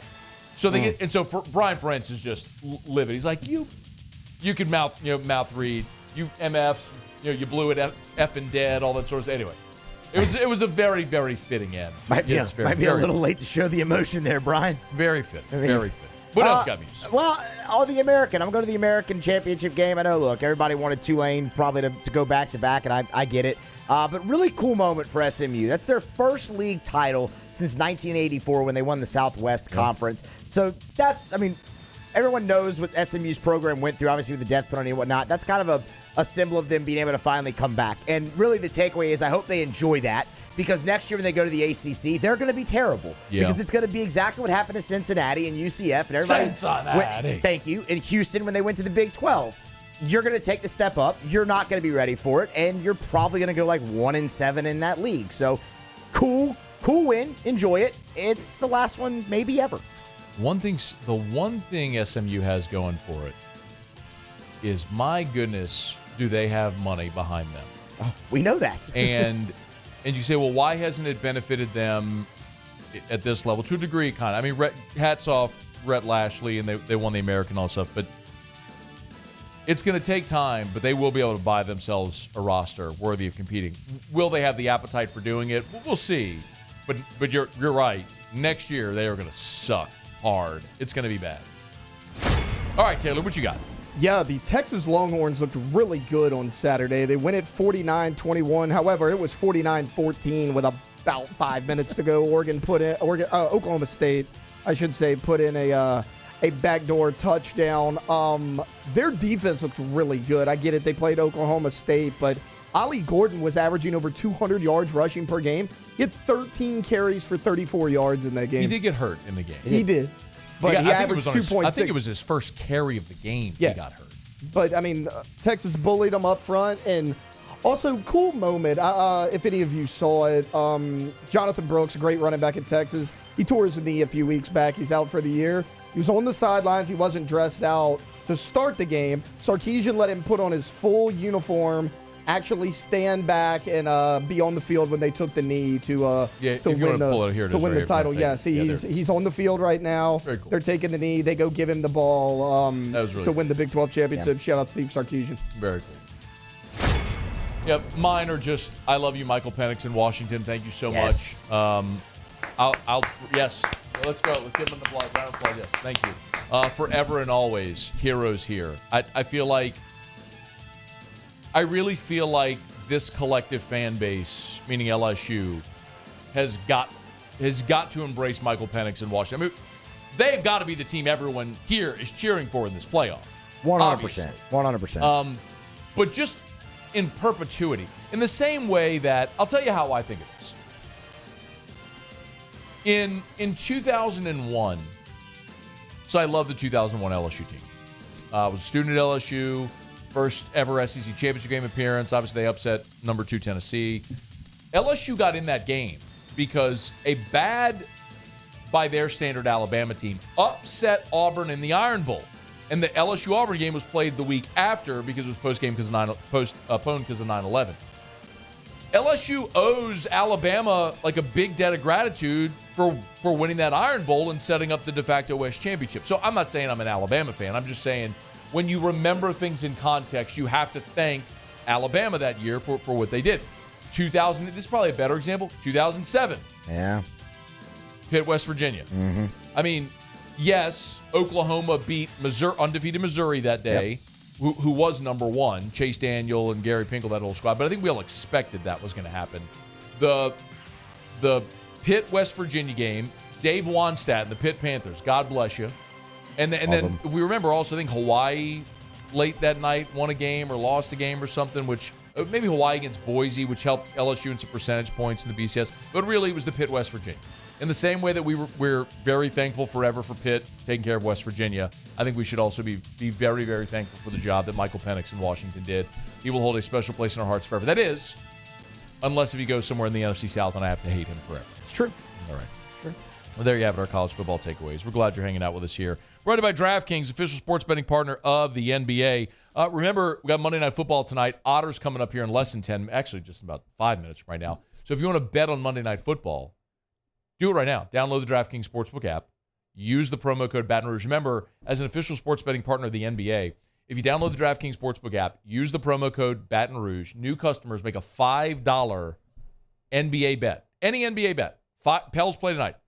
Win or lose, just make a $5 NBA bet. They'll give you $150 in bonus bets instantly at the DraftKings Sportsbook. So take advantage of that. Remember, every single day when you log on to the DraftKings Sportsbook app, you're going to see great specials and great offers and things like that, different bonus and boosts and same-game parlays. Like I'm looking at this one right now. Great new customer boost. Use the promo code Baton Rouge like we tell you all the time. Profit boost for the in-season tournament in the NBA. There's always stuff. Just check it out right there at the top. You'll see it as you scroll at the top of the app there at the DraftKings Sportsbook. So download the DraftKings Sportsbook app. Use the promo code Baton Rouge. Make a $5 bet on the NBA. New customers with the promo code Baton Rouge get $150 in bonus bets instantly. That's only at the DraftKings Sportsbook. The crown is yours. 21 and older, physically present in Louisiana, select parishes. Only bonus bets expire 168 hours after issuance. Eligibility and deposit restrictions apply. Terms at sportsbook.draftkings.com/basketball terms. Licensing partner Golden Nugget Lake Charles. Gambling problem? Call 1-800-GAMBLER. 1-800-426-2537. Oh, y'all, it is after further review. Glad to have you hanging out with us here. You can always text the show on the 225-396-4400, 396-4400, 396-4400. Bill Wall sent a text and said, Matt, you're stupid if you don't think there will be controversy even with 12 teams. It happens in March Madness. That is true, Bill. You're right. There is controversy every year in March Madness. When Dick Vitale yells about some stupid mid-major not getting in just to get their ass kicked as a 15 seed, the collective world doesn't give a crap about them, Bill. It's vastly different when you're an undefeated Power 5 conference champion that beat 2 SEC teams in the non-conference, and a committee determines you don't even get a chance to play for a championship. And next year when it's 12, guess what?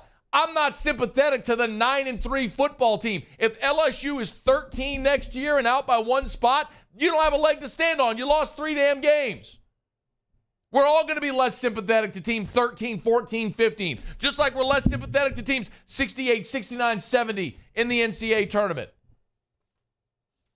What you can't stomach if you're trying to have a legitimate postseason is an undefeated Power 5 conference champion not even getting a chance to play for it. Bill. Otter Locks is next. AFR. Had a great lunch today at Tallulah inside the Renaissance Hotel. Had a little client lunch. Boy, we had a good time. 2 appetizers. We had the tuna and the lamb lollipops. Awesome. Highly recommend.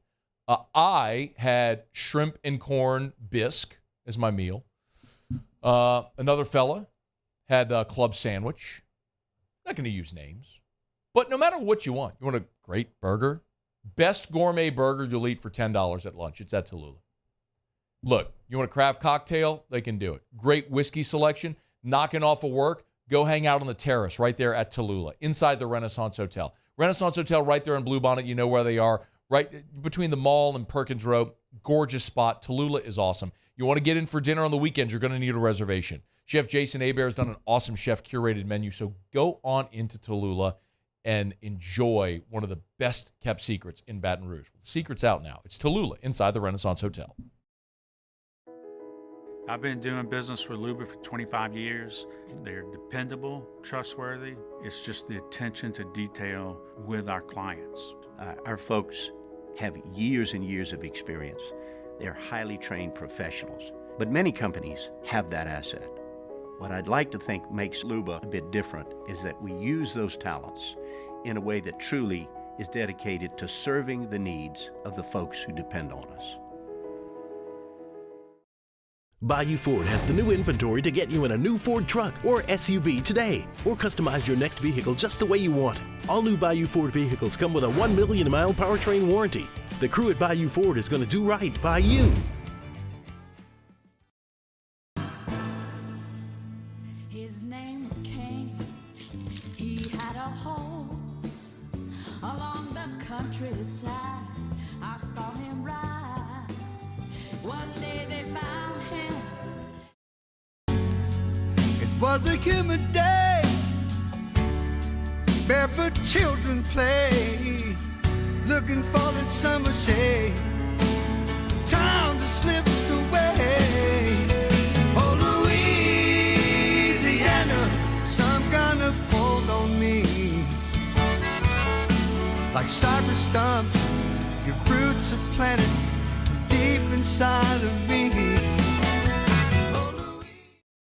Hey, boat owners, check it out. It is the holiday season, which means it's time to buy yourself a gift by taking your boat to the next level with our friends at Front to Back Boat Service. Now is the perfect time to upgrade your boat and get it ready for that warmer weather, whether that's trolling motors, HD sonar, anything and everything. The Sherman family's been at it for 30 years, and Devin's going to take you through 30 more. Find them on Facebook at Front to Back Boat Service or go to fronttobackboatservice.com. Dylan Cruz here to tell you about Six Rings Baseball and Softball Camp. If you live on the North Shore and play ball, go to Six Rings Camps with former LSU assistant coach Dan Canaveri. His knowledge is second to none, and your child will improve and have fun doing it. Camps are held at Coquille Park and Six Rings Academy in Covington with 4 sessions over the summer. Full day and morning only sessions are available from ages 7 to 13. Go to sixringsbaseball.com or call 985-206-9096. Learn the game to love the game.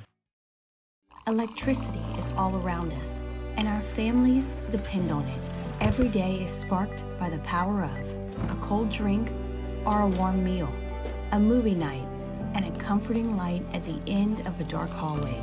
From sunrise to sunset, playtime to bedtime, our team is ready to take care of your electrical needs, even in the case of an after-hours.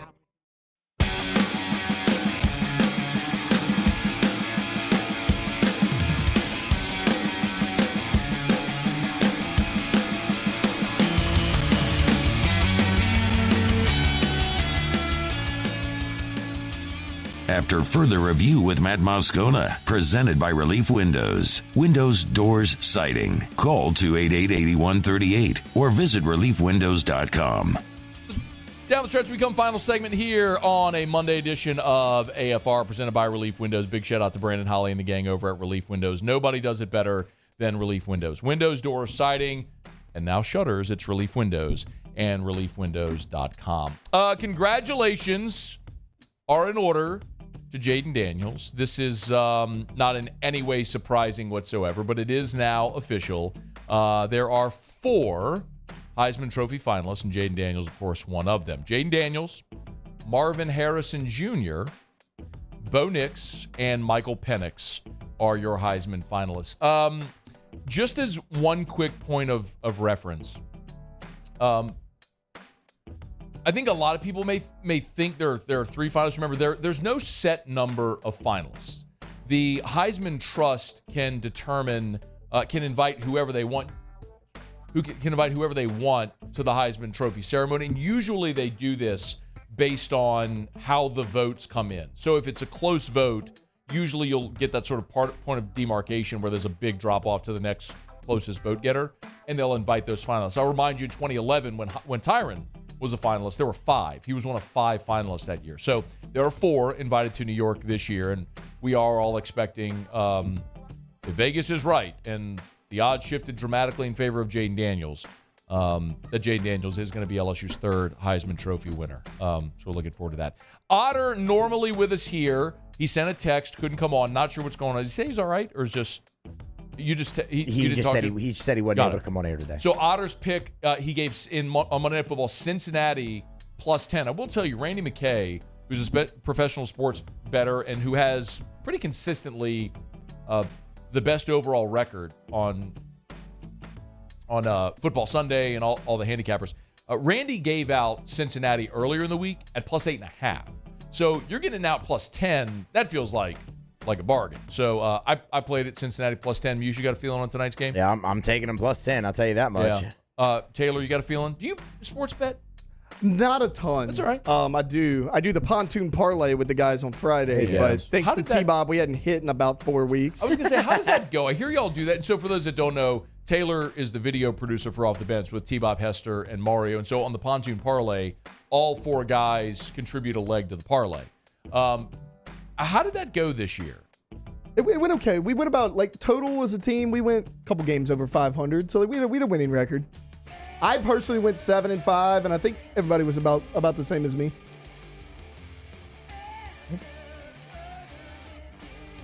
Finished over 500 on the season. Like individually, the parlay itself, no. That's what I mean. The parlay. We may have won 4 or 5 times. Okay. The whole year. That feels like such a losing proposition. Yeah, that's parlays. I know, that for real. That's crazy. All right. Thanks, fellas. We'll see you tomorrow at 3. AFR. All right, as we get on down the road, let me remind you about Michelli Weighing and Measurement, Michelli.com, Michelli.com. Love going to bat for Michelli every single day because, as I tell you often, this is really an amazing Louisiana success story. Michelli opened their doors 76 years ago. They've grown to be our nation's largest distributor of scales. They've been in business since 1947. And even with all that growth, they've maintained their local ownership and their local operation. They've got more than 30 different offices across 11 different states, and they're still looking at growing and aiming at international growth and reach. And I love that so much. So if your business weighs or measures something, remember, they sell, service, rent the products you use to weigh and measure. When it comes to the industries that they serve, if you need reliable scales and measurement equipment to ensure quality control, diminish waste, increase efficiency, Michelli can help. It's Michelli Weighing and Measurement. Online at Michelli.com. That's Michelli.com. Bayou Chrysler Dodge Jeep Ram has $20,000 off MSRP on new 23 Ram 1500 trucks. $20,000 off plus no payments for 90 days on new 23 Ram 1500 trucks. All with Bayou's 1 million mile warranty. The crew at Bayou Automotive is going to do right by you. Life in Louisiana is a song. A symphony of sound, colors, and movement. Life is here, now. For life's moments, big and small, always there. The right card, the right care. I'm Tom Granick with Gil Martin, Wardo's Po' Boys in Natchez, Mississippi. On behalf of the Granick family, we invite you to run, walk, or stroll in the 2nd annual Rudolph Roll.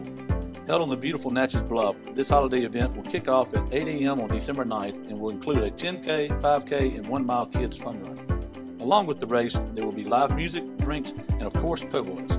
We're looking forward to an even bigger party this year. For more information, please check out the link on Wardo's Facebook page or scan the QR code.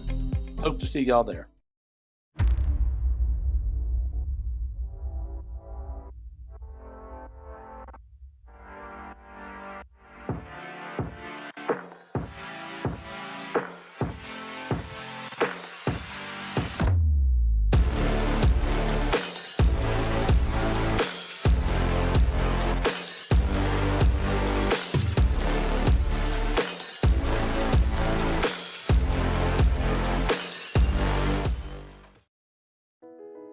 I've been doing business with Luba for 25 years.